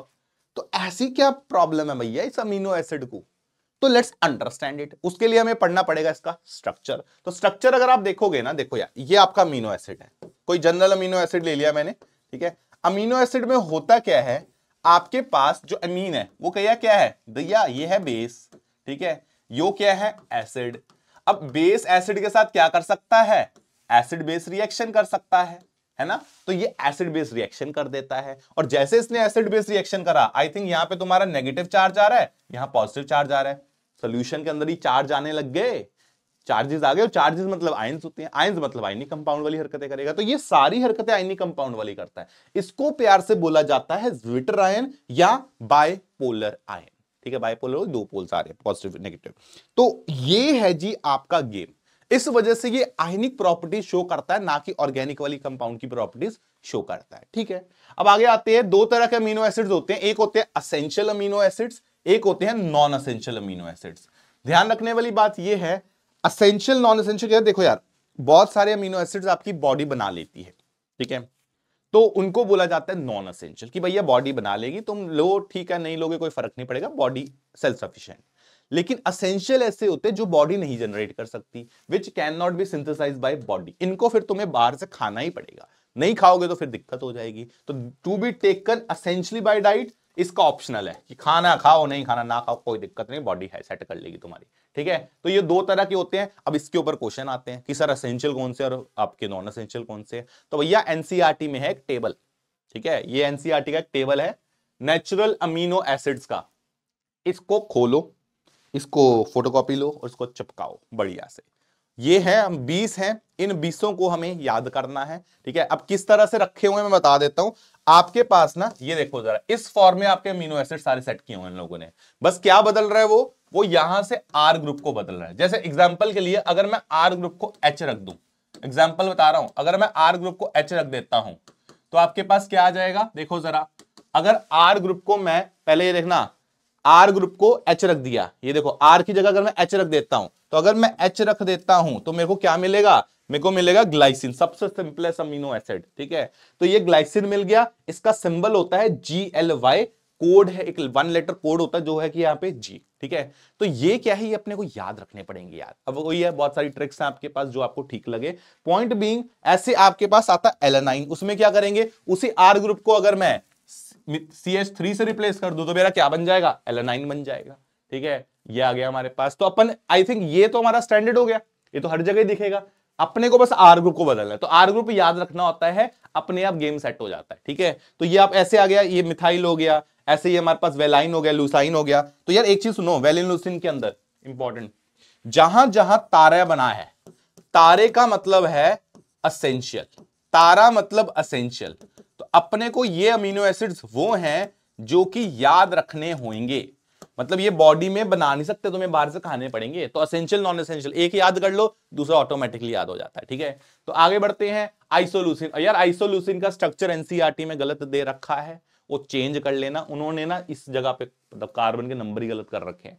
एक्चुअली ये स्ट्रक्चर होता है, इधर आपका कुछ नहीं होता है। ठीक है, आपका स्ट्रक्चर वो रहता है। ये मैंने जो बनाया है वो सही है, एनसीईआरटी में गलत दे रखा है। देन यू हैव आर्जिनाइन, अब यहां पे आ गया लाइसिन, आ गया ग्लूटामिक एसिड, एस्पेरेटिक एसिड, ये ऑलरेडी बनाया था मैंने। ठीक है, देन ग्लूटामीन आ गया, यहां पे आ गया एस्पेरजिन, थ्रियोनिन। अब ये सारे टेबल है आपके पास, ये एक बार गो थ्रू कर लेना। दो तीन चीजें जो इसमें से बार बार पूछी गई हैं, structures obviously you have to practise and learn. ठीक है, उसमें कोई गेम नहीं है। कुछ कुछ बातें जिसके ऊपर सवाल आए हुए हैं, एक आता है कि कौन सा इसमें से ऐसा है जिसका मतलब जो कायरल सेंटर जिसके पास नहीं है, तो वो सबसे पहला वाला होता है। ग्लाइसिन के पास क्या देख रहे हो आप लोग, क्या वो कायरल है? आई थिंक ये ग्लाइसिन नहीं है, यो ग्लाइसिन है। इसमें क्या हो गया, क्या कायरल सेंटर आ रहा है? हमारे पास नहीं आ रहा, तो ये आपका पास कायरल विदाउट कायरल सेंटर वाला है, बाकी सब पे कायरल सेंटर होगा। अगला सवाल आ जाता है इसके अंदर, दैट इज सिस्टीन की बात करते हैं। क्योंकि हमारे जितने भी नेचुरली ऑकरिंग अमीनो एसिड्स हैं, मैं बता देता हूं, वो सारे एल होते हैं। बॉडीज में जनरली जो है वो एल फॉर्म होती है। एल फॉर्म के अंदर सिस्टीन का जो एल फॉर्म होती है वो आर कॉन्फ़िगरेशन दिखाता है, बाकी सारे के सारे एस दिखाएंगे। ये एक पॉइंट याद रखना। दूसरा, प्रोलीन जो होता है इसके अंदर प्रेजेंट, आपको अगर आप ध्यान से देखोगे, नाइट्रोजन किसमें है? 2 कार्बन चेन के साथ लगा हुआ है, तो ये 2 डिग्री एमीन आपको बनाता है। अच्छा, और क्या आता है कि कौन से के पास एरोमेटिक रिंग है, दिख ही रहा होगा किसके पास एरोमेटिक रिंग है, किसके अंदर सल्फर ग्रुप प्रेजेंट है, तो ऐसा क्वेश्चन आ जाता है। तो बेसिकली यार वो ना स्ट्रक्चर बेस्ड क्वेश्चन पूछता है आपसे, तो ये स्ट्रक्चर्स तुम्हें याद रखने पड़ेंगे। अजीबोगरीब आजकल रिसेंट ईयर क्वेश्चन ऐसे बन रहे हैं कि कौन अमीनो, किसके पास 1 रिंग है, किसके पास 2 रिंग है, किसके पास 2 डिग्री नाइट्रोजन है, इस तरह के क्वेश्चन पूछ रहे हैं अभी रिसेंटली। तो you have to practise this. ठीक है, तो लिख लेते हैं कुछ कुछ point. Glycine is the only amino acid which is optically inactive, मैंने बताया इसके अंदर कायरल सेंटर नहीं बैठा हुआ है। Most of the amino acids present in human body R L amino acids, बता दिया। ठीक है, तो डी और एल तो समझते हो ना, वही यार जो पहले करा था आप लोगों ने। ठीक है, अब देखो आपका NH2 अगर राइट साइड लेफ्ट साइड पे है इसको एल फॉर्म बोलते हैं, अगर आपका राइट साइड पे है तो इसको डी फॉर्म बोलते हैं। जैसे हमने कार्बोहाइड्रेट्स में करा था, सेम हरकत यहां भी है। ठीक है, there are 23 naturally occurring alpha amino acids. ठीक है भैया, हमारे को जो स्टडी करने हैं अल्फा अमीनो एसिड्स करने हैं, और उसमें भी हम लोग एल फॉर्म पढ़ेंगे, बड़ा स्पेसिफिक डिस्कशन है क्योंकि हमारे बॉडी से इन्हीं कोई वास्ता है। तो आगे बढ़ते हैं, नेक्स्ट इज प्रोटीन्स। अब देखो प्रोटीन्स जो होते हैं क्या बला है, देखो अल्फा अमीनो एसिड्स जब मिलते हैं ना, अल्फा अमीनो एसिड्स तो बनाते हैं समथिंग कॉल्ड पेप्टाइड्स। तो एक अल्फा अमीनो एसिड, दो अल्फा अमीनो एसिड्स है, मिलेंगे पेप्टाइड बनेगा। पेप्टाइड्स ऐसे मिलते हैं तो पॉलीपेप्टाइड बनता है, पॉलीपेप्टाइड्स मिलते हैं तो प्रोटीन बनता है। जो प्रोटीन तुम लोग वही वाला प्रोटीन, हाँ। तो प्रोटीन को अगर मैं तोड़ूं, हाइड्रोलाइज करूं, तो पॉलीपेप्टाइड्स बनेगा। पॉलीपेप्टाइड्स को तोड़ूं तो भैया पेप्टाइड्स बनेगा। पेप्टाइड्स को फर्दर तोड़ूंगा तो मेरा अल्फा अमीनो एसिड बनेगा। तो क्वेश्चन आ जाता है कि प्रोटीन और अल्फा अमीनो एसिड में क्या रिलेशन है, तो रिलेशन भैया ये है कि जो प्रोटीन होते हैं वो पॉलीमर होते हैं किसके? अल्फा अमीनो एसिड्स के। तो this is the relationship between them. ठीक है, अब बात करते हैं पेप्टाइड बॉन्ड की, क्योंकि क्वेश्चन इसके ऊपर आएगा। देखो जैसे मान लो ये मेरे पास एक अमीनो एसिड 1 है, ये मेरे पास अमीनो एसिड 2 है, तो मुझे क्या करना है, इन दोनों को कंबाइन करना है। जब मैं कंबाइन करता हूं तो गेम आ जाता है, इसके अंदर से आपको क्या करना है, इसके अंदर से आपको पानी निकालना है। तो यहां से आप वाटर को बाहर कर दो। अगर आप वाटर निकाल दोगे मतलब वही है, मान लो H2O निकाल दिया तो NH बचा पीछे, तो NH बचेगा तो ये देख लो ये आ गया NH। इसको बोला जाता है आपका क्या, ये आपका पहले तो ये पूरा जो है दिस इज द पेप्टाइड, ये पेप्टाइड आ गया आपका। तो ये बॉन्ड के पेप्टाइड बॉन्ड बोल सकते हो या पेप्टाइड लिंकेज बोल सकते हो। बेसिकली जो आपकी अमाइड लिंकेज आ रही है, देखो अमाइड ग्रुप पर ना ये देखा, अगर आप ध्यान से देखोगे तो this is the amide group, इसको बोलते हैं पेप्टाइड बॉन्ड। तो amide linkage formed by combination of 2 और more alpha amino acids is called peptide bond. ये हो गया। अब इसके अंदर से जो क्वेश्चन बनता है वो किस किस तरह का आता है, वो आ जाता है, देखो इस साथ में वाटर रिलीज हो रहा है, ध्यान रखना। तो अगर मेरे पास 2 अमीनो एसिड्स हैं, ध्यान से सुनना, 2 अमीनो एसिड्स है, इसको बोलेंगे डाई, जैसे डाइसैकेराइड्स पढ़े थे हम लोगों ने। ठीक है, तो वैसे इसको बोला जाता है डाइपेप्टाइड। तो ये 2 से बन रहा है, तो ये जो बना आपका दिस इज कॉल्ड डाइपेप्टाइड। अब सवाल आता है कि भैया डाइपेप्टाइड के अंदर कितने पेप्टाइड बॉन्ड, कितना वाटर बनता है, इस तरह के सवाल बनते हैं। तो डाइपेप्टाइड पहले कितने से बनेगा, 2 अमीनो एसिड से बनेगा, तभी डाई लिख दिया। 2 से बनेगा तो 1 बॉन्ड आ रहा है, दिख ही रहा तुम्हें, 2 अमीनो एसिड से 1 बॉन्ड बन रहा है, 1 पानी निकल रहा है। तो वही चीज यहां पे मैंने लिख दी है। अगर डाइपेप्टाइड की बात करोगे 2 यूनिट्स लेंगे, 1 पेप्टाइड 1 पानी, ठीक है। अगर मैं 3 ले लेता, इसकी जगह 1 और ले लेता, 1 2 3, 3 लेता तो भैया 1 बॉन्ड यहां, 1 बॉन्ड यहां, तो 2 पेप्टाइड बॉन्ड बनते और 2 पानी निकलते। तो 3 में क्या हो जाएगा, 3 अगर आप अमीनो एसिड्स लेते हो तो 2 पेप्टाइड 2 पानी, यस। इसी तरह से अगर मान लो n पेप्टाइड, हम n अमीनो एसिड उठा लिए हम लोगों ने, तो n-1 तुम्हारे पेप्टाइड बॉन्ड बनते, एक कम बनेगा हमेशा, एंड n-1 ही तुम्हारा पानी निकलेगा। तो क्वेश्चन आ जाएगा कि मान लो मैंने 5 अमीनो एसिड उठाए तो कितने मेरे पेप्टाइड बॉन्ड बनेंगे, भैया 4 बनेंगे, यस दैट्स इट। तो आगे बढ़ते हैं। नेक्स्ट इज, अब एक क्वेश्चन इस तरह का आता है पॉसिबल पॉलीपेप्टाइड्स का फॉर्मूला याद रखेंगे ये, ठीक है। नंबर ऑफ पॉसिबल पॉलीपेप्टाइड्स वो है जी आपका ये, ठीक है। This is the formula that you need to remember. क्या होता है, x की पावर n। x क्या है, कितने अमीनो एसिड्स, किस तरह के हमारे पास नंबर ऑफ अवेलेबल है, मतलब जैसे हमारे को, जैसे एग्जांपल के लिए यहां पे लिया मैंने ग्लाइसिन और एलानिन, 2 दे रखे हैं, तो कितने number of amino acids available है उसको तुमने x बोल दिया। n क्या है कि वो पूछेगा कि भैया डाइपेप्टाइड बनाओ इनसे, या ट्राइपेप्टाइड बनाओ, या कोई भी 5 6 10 वाला बनाओ, तो वो आपको x वहां पे n की पावर वो, मतलब n वो चीज है। x क्या है, कितने आपके पास अमीनो एसिड्स अवेलेबल है, n क्या है कि क्या बनाना है, डाई ट्राई पेप्टाइड जो भी बनाना है। तो एग्जांपल के लिए लिया कि भाई मैंने लिया ग्लाइसिन और एलानाइन, ये मैंने ले लिया, कहता है इससे बनाओ। तो अगर मैंने ग्लाइसिन एलानाइन ले लिया तो यहां पे x की वैल्यू कितनी हो जाएगी, मेरी x की वैल्यू हो गई 2, क्योंकि मेरे पास 2 अमीनो एसिड्स लिए।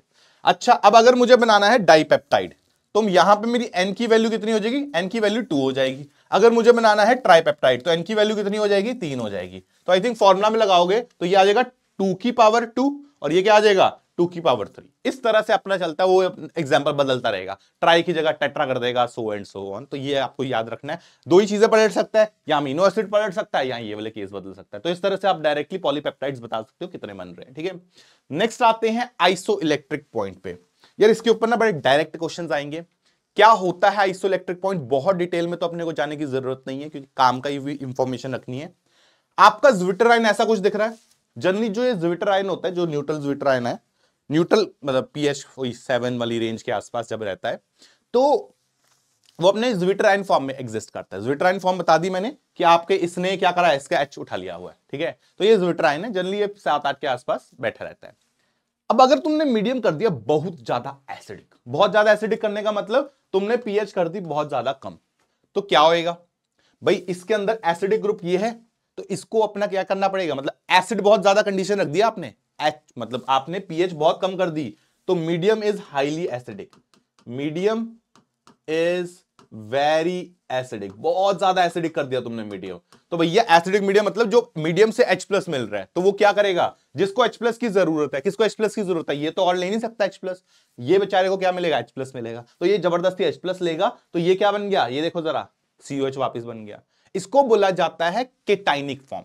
ये क्या बन गई, दिस इज कॉल्ड केटाइनिक फॉर्म। कहां होती है, जब एसिडिक आपका मतलब मीडियम हो गया, अगर मीडियम बहुत एसिडिक है तो भैया ज्विटर आयन के पास ऑप्शन नहीं, उसको H प्लस उठाना ही पड़ेगा, तो that is called acidic form. अच्छा, अगर तुमने मीडियम कर दिया बहुत बेसिक, हाईली बेसिक मीडियम, अगर तुम बहुत ज्यादा बेसिक कर देते हो मीडियम को, तो भाई बेस है मीडियम में, मतलब H उठा लेगा, जिसके पास H है वो उठा लेगा। तो किसके पास H आ रहे थे हमारे पास, इसके पास तो कोई H नहीं है, इसके पास H है, तो इसका H चला जाएगा, तो ये क्या होता है, इसको बोला जाता है अनाइनिक फॉर्म।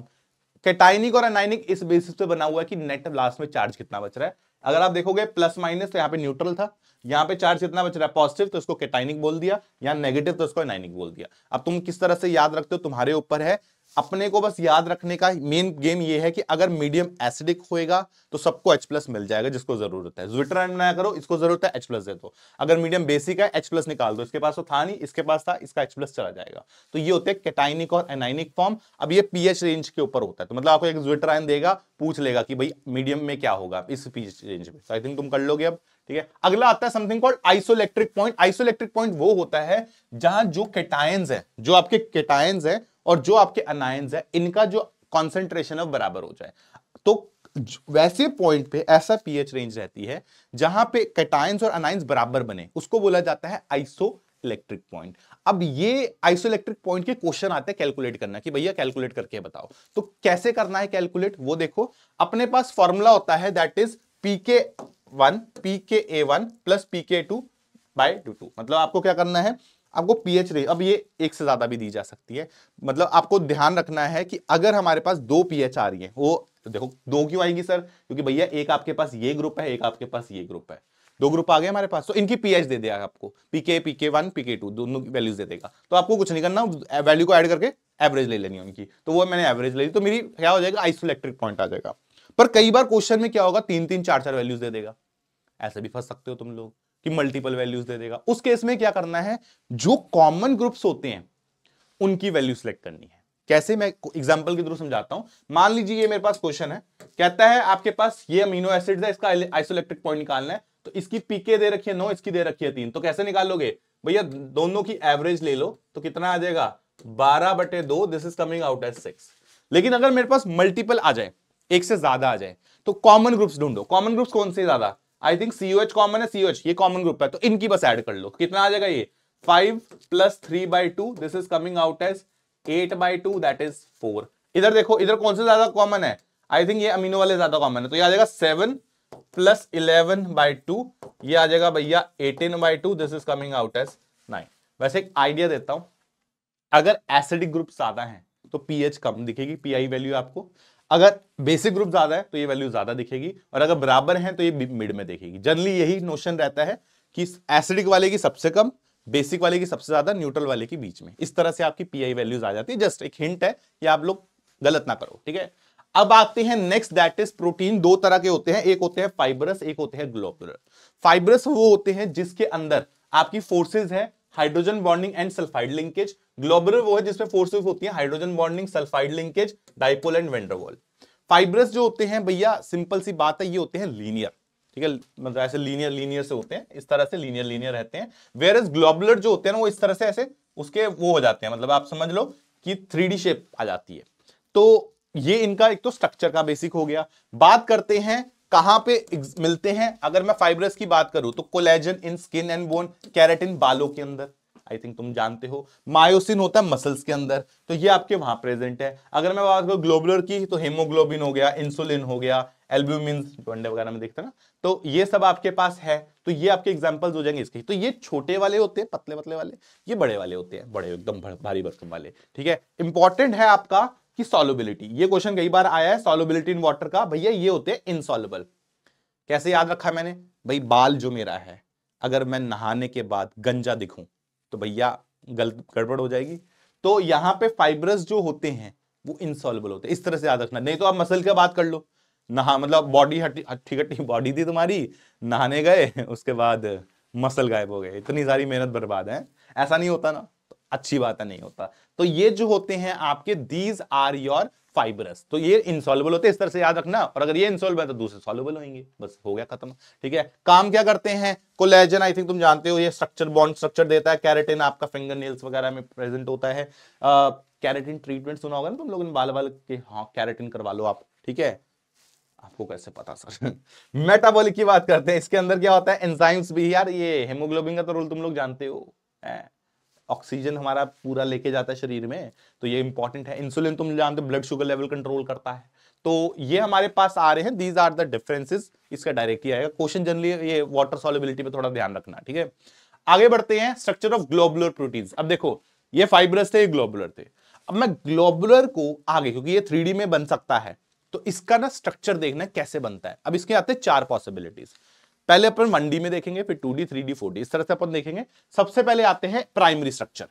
प्राइमरी स्ट्रक्चर की अगर मैं बात करूं तो वही है अमीनो एसिड 1 2 3 4, ऐसे एकदम लीनियर चेन बनती है इसकी, 4 5 6 7 देख लो, इस तरह से हमने लीनियरली कनेक्ट कर दिया। तो लीनियर कनेक्शन कर दोगे, उसको क्या बोलेंगे, उसका प्राइमरी स्ट्रक्चर बोलेंगे।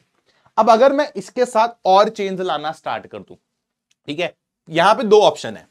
इस लीनियर को मैं थोड़ा सा ऐसे टेढ़ा मेढ़ा कर दूं, आप देख रहे हो ये टेढ़ा मेढ़ा हो गया, देखना जरा, इस तरह से होने लग गया, इस तरह से होने लग गया, ये देखो जरा यहां पे, अगर आप ध्यान से देखोगे, इसको मैंने चेन को थोड़ा सा टेढ़ा कर दिया। ये टेढ़ा क्यों हो पा रही है, क्योंकि इसके अंदर क्या होता है, अमीनो एसिड दोनों साइड भाई ग्रुप्स है, यहां पे भी है, इधर भी है, तो ये आपस में क्या कर सकते हैं, हाइड्रोजन बॉन्डिंग कर सकते हैं। तो अगर ये करता है इंट्रामोलिकुलर हाइड्रोजन बॉन्डिंग, मतलब वो एक लीनियर चेन के अंदर ही करने लग जाए, तो वो चेन थोड़ी सी हेलिकल हो जाती है, ठीक है, इसको बोला जाता है alpha helix, this is called alpha helix. और अब हम लोग थोड़ा सा 2 डायमेंशन में जाने लग गए, ये 1 डायमेंशन था, ये 2 डायमेंशन आ गया, ठीक है। एक ऑप्शन ये था, एक ऑप्शन ये था कि भाई तुम्हारी जो चेनें हैं, जैसे ये देखो, ये चेन ऐसे जा रही थी, ये चेन आप क्या करने लग जाए, अब थोड़ा सा इस तरह से, ये थोड़ी सी शेप आपकी इस तरह बाहर आ रही है, शीट फॉर्म में आ रही है, ठीक है, तो ये थोड़ी सी शीट फॉर्म में आती है, इसको बोलते हैं beta pleated sheet, this is called beta pleated sheet, ठीक है। इसमें क्या होता है, ये अपना अलग अलग मान के चलो, अब ये अलग अलग हो जाते हैं, इसलिए इसमें अंदर होती है इंटरमॉलिक्यूलर हाइड्रोजन बॉन्डिंग। ये अलग मॉलिक्यूल्स क्या कर सकते हैं, ये एक शीट दूसरी के साथ, ये क्या है, प्लेन शीट हो गई, तो ये क्या कर सकते हैं, दूसरी शीट्स के साथ अब आप अपना फर्दर हाइड्रोजन बॉन्डिंग कर सकते हैं, इसलिए इसके अंदर होती है इंटरमॉलिक्यूलर, क्वेश्चन ये बनेगा, इसके अंदर होती है इंट्रामॉलिक्यूलर। ये जो चीज दिखाई मैंने, इसको बोलेंगे सेकेंडरी स्ट्रक्चर्स। अब अगर ये सेकेंडरी स्ट्रक्चर्स फर्दर कंबाइन करने लग जाएं, तो उसको बोलेंगे टर्शरी स्ट्रक्चर्स। क्वेश्चन आता है टर्शरी स्ट्रक्चर्स पे कौन से फोर्सेज होती हैं, ऑलरेडी जो मैंने वहां बता दी वही फोर्सेज यहां पे हैं, van der Waal force, dipole dipole attraction, hydrogen bonding, sulphide linkage, ये 4 फोर्सेज है। ये सल्फाइड लिंकेज, जो डाइसल्फाइड लिंकेज होती है, वैसे इसके अंदर 2 डाइसल्फाइड बॉन्ड होता है, इसके ऊपर PyQ आया हुआ है, ध्यान रखना है इसका। और फिर अगर मैं टर्शरी स्ट्रक्चर्स को कंबाइन करने लग जाऊं, तो भैया मेरे पास क्या आ जाएगा, क्वाटरनरी स्ट्रक्चर, जैसे एग्जांपल अभी हीमोग्लोबिन तो लिया ही था हमने इसके अंदर, ठीक है, तो ये हमारे पास क्वाटरनरी स्ट्रक्चर आ गया, सुपर कॉम्प्लिकेट हो गया हमारा, ठीक है। तो ये आपको दिमाग में रखना है, इस तरह से पूरे का पूरा ओरिएंटेशन रहता है, ठीक है। अब आते हैं डीनेचरेशन ऑफ प्रोटीन पे, आई थिंक ये लास्ट टॉपिक है, फिर अपना अमीनो एसिड्स खत्म, ठीक है। डीनेचरेशन ऑफ प्रोटीन, देखो यार, प्रोटीन जो आपका होता है, इट इज मतलब उसका एक रोल डिफाइंड है नेचर में, ठीक है, वो अपना उसको नेटिव प्रोटीन क्या है कि आपका बॉडी में था, उसका एक रोल है कि भाई तुझे ये काम करना है। अब उसके लिए ना उसको एक स्पेसिफिक कंडीशन से, नखरे बहुत है, जैसे घर का छोटा बच्चा होता है ना, अगर उसको बोल दो कि भाई जाकर सामान लेके आ, तो 100 रुपए दो, ये दो, आइसक्रीम खिलाओ, ये सब वैसा सा प्रोटीन है, नखरे वाला है। तो प्रोटीन को एक स्पेसिफिक कंडीशंस चाहिए, अगर वो कंडीशंस दोगे बढ़िया से काम करेगा, लेकिन अगर तुमने उसकी ऐसी तैसी करी कंडीशंस की, तो भैया वो नखरे दिखाता भयंकर, उसी नखरे को बोलते हैं डीनेचुरेशन। होता क्या है, जब आप टेम्परेचर्स बदलते हो या पीएच बदलते हो, तो प्रोटीन के अंदर उसके ना ये जो प्रोटीन है ये ब्रेक करने लगेगा, भाई ये ब्रेक करेगा टर्शरी में, टर्शरी ब्रेक करेगा सेकेंडरी में, सेकेंडरी भी ब्रेक कर जाता है, लास्ट में प्राइमरी बचता है, मतलब आपके सारे जो हाइड्रोजन बॉन्ड होते हैं ये टूटने लग जाते हैं, तो उसकी वजह से क्या बचता है, इसको बोलते हैं डीनेचुरेशन ऑफ प्रोटीन। और अगर ये हरकत हुई तो प्रोटीन अपनी आइडेंटिटी लूज कर जाता है, जो काम के लिए वो था वो काम ही नहीं कर पाता। तो यही चीज यहां लिखी हुई है, when protein is subjected to physical changes like chemical या टेम्परेचर वगैरह बदलते हो, तो hydrogen bonds are disturb, due to this helix get uncoiled and protein loses its biological activity. इसको क्या बोलते हैं, डीनेचुरेशन बोलते हैं। इंपॉर्टेंट जिसके ऊपर सवाल आएगा श्योर वो है डीनेचुरेशन के अंदर सेकेंडरी और टर्शरी स्ट्रक्चर की तो धज्जियां उड़ जाती हैं, पर प्राइमरी स्ट्रक्चर रिमेन्स इंटैक्ट। इसके ऊपर कई बार क्वेश्चन आए हैं, वेरी वेरी रेपिटेटिव क्वेश्चन, कि प्राइमरी स्ट्रक्चर बच जाता है, बाकी सब बर्बाद हो जाते हैं, ठीक है। एग्जांपल के लिए कोगुलेशन ऑफ एग है आपके पास, कर्डलिंग ऑफ मिल्क है, ये सब आपके क्या है, प्रोटीन बदलने के वो है, मतलब डीनेचुरेशन हो जाता है, प्रोटीन अपना आइडेंटिटी खो देता है। तो that is all about proteins. अब आते हैं हमारे पास नेक्स्ट पे, अब बचे हमारे पास 3 अमीनो एसिड्स, तो सॉरी 3 और बायोमोलिक्यूल्स, ये छोटे छोटे हैं, इनमें ज्यादा टाइम नहीं लगेगा। पहले आता है एंजाइम्स। एंजाइम्स क्या है, कैटालिस्ट, आप लोगों ने सरफेस केमिस्ट्री में पढ़ा हुआ है। तो जो कैटालिस्ट होता है बॉडी के अंदर, बायो कैटालिस्ट, उसको बोला जाता है एंजाइम। होता ये ग्लोबुलर प्रोटीन है, इसके अंदर जो लगता है लास्ट में एज लगेगा, जहां भी ASC लगेगा ना समझ लो वो कोई तरह का एंजाइम है। जैसे एग्जांपल के लिए अगर हमें इन्वर्ट शुगर हमें बनानी है, मतलब इन्वर्ट शुगर का होता है, उसका क्या रहता है, उसका इन्वर्ट टेज रहता है। माल्टोज के लिए हम लोग माल्टेज यूज करते हैं, यूरिया के लिए हम लोग यूरेज यूज करते हैं, स्टार्च के लिए हमारे माइलोज माइलोपैक्टिन दोनों होते हैं ना, तो इसमें मेनली अमाइलोज यूज किया जाता है। तो ये आपके पास एंजाइम्स हो गए। करते क्या है, they work at a particular temperature only, वही वाले नखरे जो आपके प्रोटीन के हैं, इसके भी हैं, एक पर्टिकुलर टेम्परेचर पे काम करेंगे। टेम्परेचर ऊपर नीचे करा, ये बेचारा चला गया, कहता चलो अच्छा चलता हूं, याद रखना। तो इसकी अमाउंट बहुत कम चाहिए, क्यों, क्योंकि कैटालिस्ट क्या होता है, रिएक्शन करके उतना ही रीजनरेट हो जाता है, तो सेम हरकत इसकी है, रिएक्शन करवाएगा उतना ही रीजनरेट हो जाएगा। बात करते हैं इट वर्क्स वाया लॉक की मैकेनिज्म। लॉक की मैकेनिज्म क्या है यार, इसके ना एंजाइम्स बॉडी के अंदर पता नहीं है कौन सा एंजाइम क्या कर दे, तो ये स्पेसिफिक होते हैं, इसमें शेप स्पेसिफिक होता है। जैसे मान लो इसको रिएक्शन करवाना है। तो जो एंजाइम होगा ना, अगर इसका ये देखो लॉक है, ये इसकी की है, तो ये इस तरह से लॉक की मैकेनिज्म पे वर्क करता है कि भैया वही काम करेगा जहां उसकी जरूरत है, ऐसे नहीं कहीं भी मुंह उठा के निकले, ठीक है। तो आपका एक स्पेसिफिक स्पॉट बनता है जहां पे एंजाइम आके रिएक्ट कर सकता है, इसको हम लोग मतलब एलोस्टैटिक साइट बोलते हैं। तो ये आपका वहीं पे रिएक्शन करेगा, फिर बाद में रीजनरेट हो जाएगा, तो भैया आपका काम सेट है, ठीक है, फिर से यूज कर सकते हो। तो this is all about enzymes, इतना काफी है, इससे ज्यादा नहीं पूछेगा। बात करते हैं विटामिन्स की।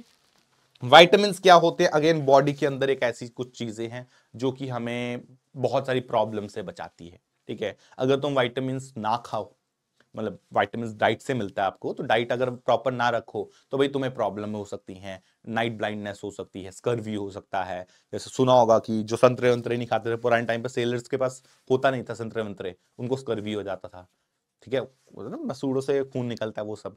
तो वो विटामिन्स क्या है यार, आपको ना डाइट के अंदर मेन तो तुमने पढ़ लिए कार्बोहाइड्रेट्स, प्रोटीन, फैट्स, मेन तो तुमने पढ़ लिया, लेकिन माइक्रो लेवल पे अगर हम लोग देखें तो विटामिन्स और मिनरल्स से बड़े इंपॉर्टेंट है। तो उसमें से विटामिन्स ध्यान रखना है, अगर आपने नहीं खाई डाइट से तो भैया ये करेंगे डेफिशिएंसी, ठीक है। आपको they are required in small amount, बहुत ज्यादा तो नहीं चाहिए होता है, needed for optimum growth and proper functioning. Question जो इससे आएगा वो आता है water soluble and fat soluble का। वाटर सॉल्युबल जो होते हैं, पहले फैट सॉल्युबल देख लेते हैं। Fat soluble are ADEK, ADEK, vitamin A से आपका क्या है, रेटिनॉल आ गया, तो ADEK ये याद रखना है। फैट सॉल्युबल कौन से हैं?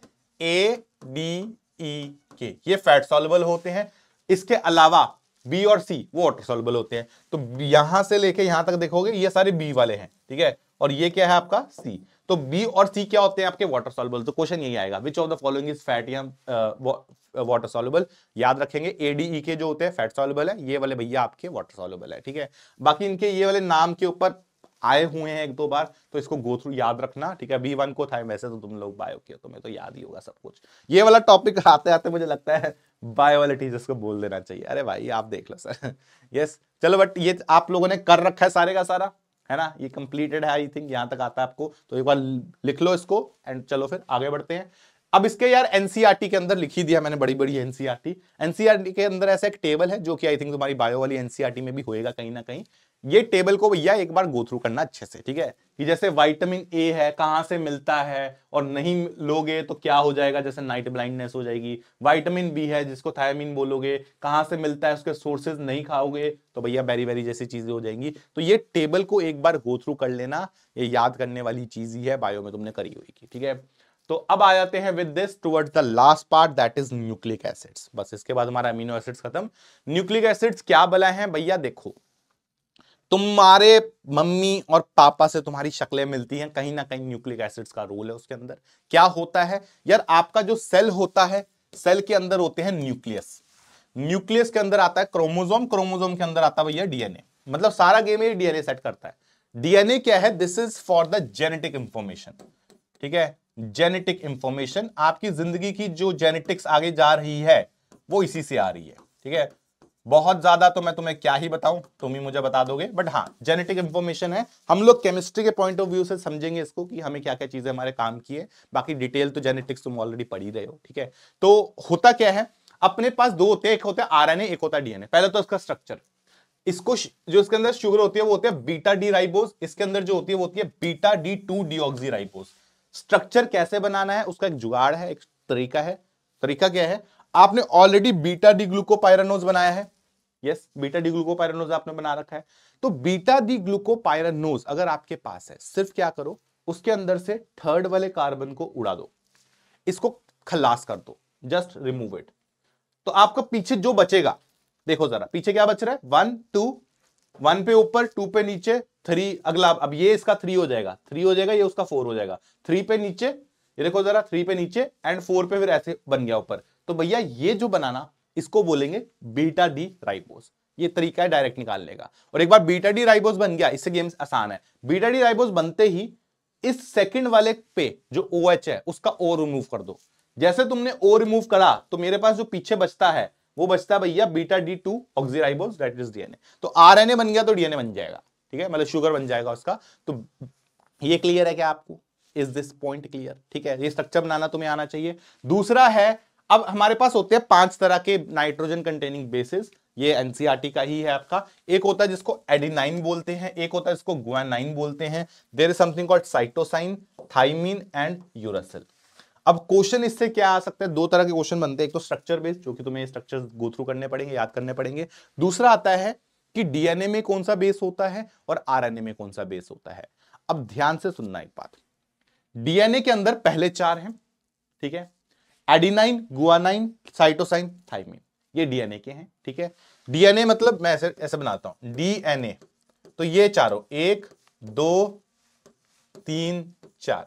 अगर मैं बात करता हूं आरएनए की, आरएनए के अंदर ये भी है, ये भी है, साइटोसाइन भी है, लेकिन ये नहीं है, थाइमिन नहीं है। थाइमिन की जगह पे अपना क्या हो जाएगा, यूरासिल हो जाएगा। ये बस अपना गेम है। तो डीएनए में थाइमिन की जगह थाइमिन होता है, आरएनए में यूरासिल होता है। वही चीज यहां पे लिख दी मैंने, डीएनए में थाइमिन होता है, आरएनए में यूरासिल होता है। बस ये है जो इनका फर्क है। इनके अंदर एक तो ये पूछ लेगा बेसिस के ऊपर कि ये कौन से होते हैं। अब सुनो जरा, अब अगर मैं न्यूक्लिक एसिड्स की बात करता हूं, 2 कंपाउंड होते हैं हमारे पास, एक होता है न्यूक्लियोसाइड, एक होता है न्यूक्लियोटाइड। न्यूक्लियोसाइड समझ लोगे तो न्यूक्लियोटाइड क्लियर हो जाएगा। न्यूक्लियोसाइड क्या है, इसके अंदर शुगर और बेस आ रहा है, और कैसे कनेक्ट होते हैं, शुगर बेस दोनों प्रेजेंट होते हैं आपका, कनेक्टेड बाय C1। तो ये आपका पूरे का पूरा शुगर है। पूरा शुगर के अंदर अगर C1 कार्बन पे तुम्हारा क्या लगा हुआ है, बेस लगा हुआ है, इसको बोलोगे आप न्यूक्लियोसाइड। यस। अब क्या करना है इसी के अंदर, अब यही सेम रखो, सब कुछ सेम। इसी के अंदर अगर आप C5 कार्बन पे क्या कर दो, फॉस्फेट ग्रुप ऐड कर दो, तो बन जाता है तुम्हारा न्यूक्लियोटाइड। ठीक है, तो यहां पे देखो sugar plus base plus phosphate हो जाएगा। अब C1 पे तो नॉर्मल कनेक्टेड है, शुगर बेस आपका C1 से कनेक्टेड है, शुगर फॉस्फेट आपका C5 पे कनेक्टेड है। तो ये C5 कार्बन पे मैंने क्या कर दिया, फॉस्फेट ग्रुप ऐड कर दिया। तो इसको क्या बोलूंगा मैं, इसको बोलूंगा न्यूक्लियोटाइड। क्लियर है ये चीज? तो ये अपना बस ध्यान रखना है। ठीक है, मैं इसको थोड़ा सा हाईलाइट कर देता हूं। फोकस तुम्हारा इनके ऊपर होना चाहिए, बेस और शुगर। ठीक है, शुगर, एक सेकंड, हाँ भैया, तो इसको थोड़ा सा हाईलाइट कर देते हैं। ये बेस आपका, ठीक है, तो ये आपका हो गया, this is nucleoside, this is nucleotide. एक तो ये हो गया। अब अपन देखो, जैसे न्यूक्लियोटाइड जो थे वो यार, जैसे हमने ये ऐसे सोचो कि ये आपका वो ग्लूकोज है, ग्लूकोज को कंबाइन कर रहे थे फ्रक्टोज फ्रुक्टोज के साथ, तो डाइसैकेराइड बन रहा था, वो आगे फिर फर्दर बनते रहते। तो सेम हरकत यहां है, न्यूक्लियोसाइड्स को फर्दर आगे कंबाइन कर सकते हो। तो ये एक न्यूक्लियोसाइड हुआ, इसको और कंबाइन करोगे तो 2 बन जाएंगे। ठीक है, तो जैसे यहां पे देखो, ये देखो एक न्यूक्लियोसाइड लिया, यहां पे हमारे पास बेस है, यहां आपका फॉस्फेट ग्रुप है। ठीक है, सिमिलरली ये बेस था। अब इस फॉस्फेट ग्रुप में मैंने क्या करा, यहां से ना आपका वाटर निकाल दिया। ठीक है, इनको कंबाइन करना है, तो जो ये लिंकेज आती है इसको बोलते हैं phosphodiester linkage. This is called phosphodiester linkage. ये फॉस्फोडाइएस्टर लिंकेज आपके पास आ रही है। फॉस्फोडाइएस्टर लिंकेज से आपके 2 कनेक्ट होंगे यूनिट्स, न्यूक्लियोटाइड्स कनेक्ट होंगे, और फर्दर क्या बना देंगे, जो चीज बन जाती है उसको बोलेंगे डाइन्यूक्लियोसाइड। ठीक है, this is called dinucleoside. I hope this is clear to everyone, yes और नो, जल्दी से बताओ। न्यूक्लियोटाइड, सॉरी, ठीक है, दिस इज डाइन्यूक्लियोटाइड। यहां तक क्लैरिटी। अब फिर वही वाली बात, इसको फर्दर कनेक्ट करो तो भैया 3 बन जाएंगे, और कनेक्ट करो 4 बन जाएंगे। तो जैसे वो चलता था ना, मोनोसैकेराइड, डाइसैकेराइड, ट्राइसैकेराइड, सेम हरकत यहां पे, ये डाई बन गया, फिर try, so and so on. ठीक है, अब इसको अगर आप देखो, ये एनसीईआरटी में से बना रखा है, एनसीईआरटी का डायग्राम उठा के लाया हूं। ठीक है, तो यहां पे अगर आप देखो न्यूक्लियोटाइड में, तो वही sugar base phosphate, sugar base phosphate, connection कहां से बनेगा, फॉस्फेट ग्रुप से बनेगा। ठीक है, ये हो गया आपका फॉस्फोडाइएस्टर लिंकेज। तो आपको बस एक ही चीज रखनी है, आप अगर ध्यान से देखो हो क्या रहा है, शुगर के साथ एक बेस लगा हुआ, बेस को अलग से पार्टिसिपेट नहीं कर रहा, शुगर के साथ बेस लगा हुआ है, लिंक पार्टिसिपेशन किसका है, फॉस्फो का। तो फॉस्फेट ग्रुप, फिर शुगर, फिर फॉस्फेट ग्रुप, फिर शुगर, फिर फॉस्फेट ग्रुप, फिर शुगर। इसी तरह से आपकी चेन बनती रहती है पूरी की पूरी। ठीक है, तो वही चीज यहां पे लिखी हुई है, शुगर के साथ बेस लगा हुआ है, फिर फॉस्फेट, फिर शुगर के साथ बेस लगा हुआ है, फिर फॉस्फेट, फिर इस तरह से चलता रहता है, फिर शुगर के साथ base, so and so on. तो इस तरह से आपकी लंबा सा पॉलीमेरिक चेन बन जाती है। बस यही हरकत है। इसकी क्या बोलेंगे, इसी को पॉलीन्यूक्लियोटाइड बोलेंगे। दैट्स इट, यही हरकत करी हम लोगों ने। ठीक है, I hope that is clear to everyone. अब आते हैं लास्ट में डीएनए और आरएनए के बीच के डिफरेंसेस पे, फिर से खत्म करते हैं। इसको बोलेंगे deoxyribonucleic acid, this is ribonucleic acid. Sugar मैंने बता दिया, स्ट्रक्चर मैं ऑलरेडी आपको इनके बता चुका हूं। बेसिस इसके अंदर एडेनाइन, गुआनाइन, साइटोसाइन, थाइमिन, इसके अंदर एडेनाइन, गुआनाइन, साइटोसाइन, यूरासिल, ये आता है। डीएनए का है मेन काम कंट्रोल का, ऑर्डर देने का। ठीक है, आपका ऑलरेडी जो जेनेटिक इंफॉर्मेशन है वो तो मैंने बताया कि कंट्रोल करता है, but DNA is basically the upper authority, CEO, ये सीईओ होता है। ठीक है, ऑर्डर देता है।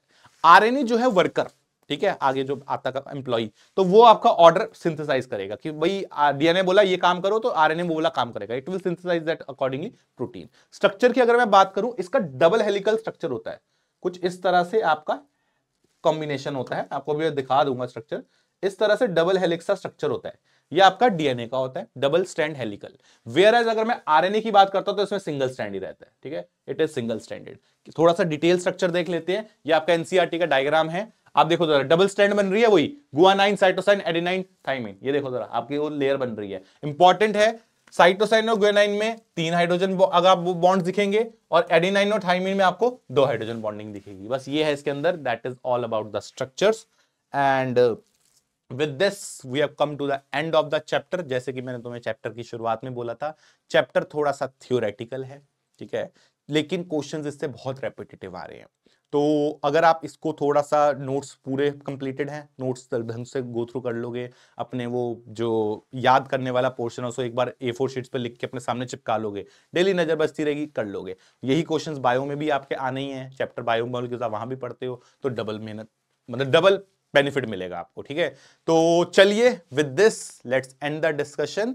This is your Nikhil sir signing off, bye bye.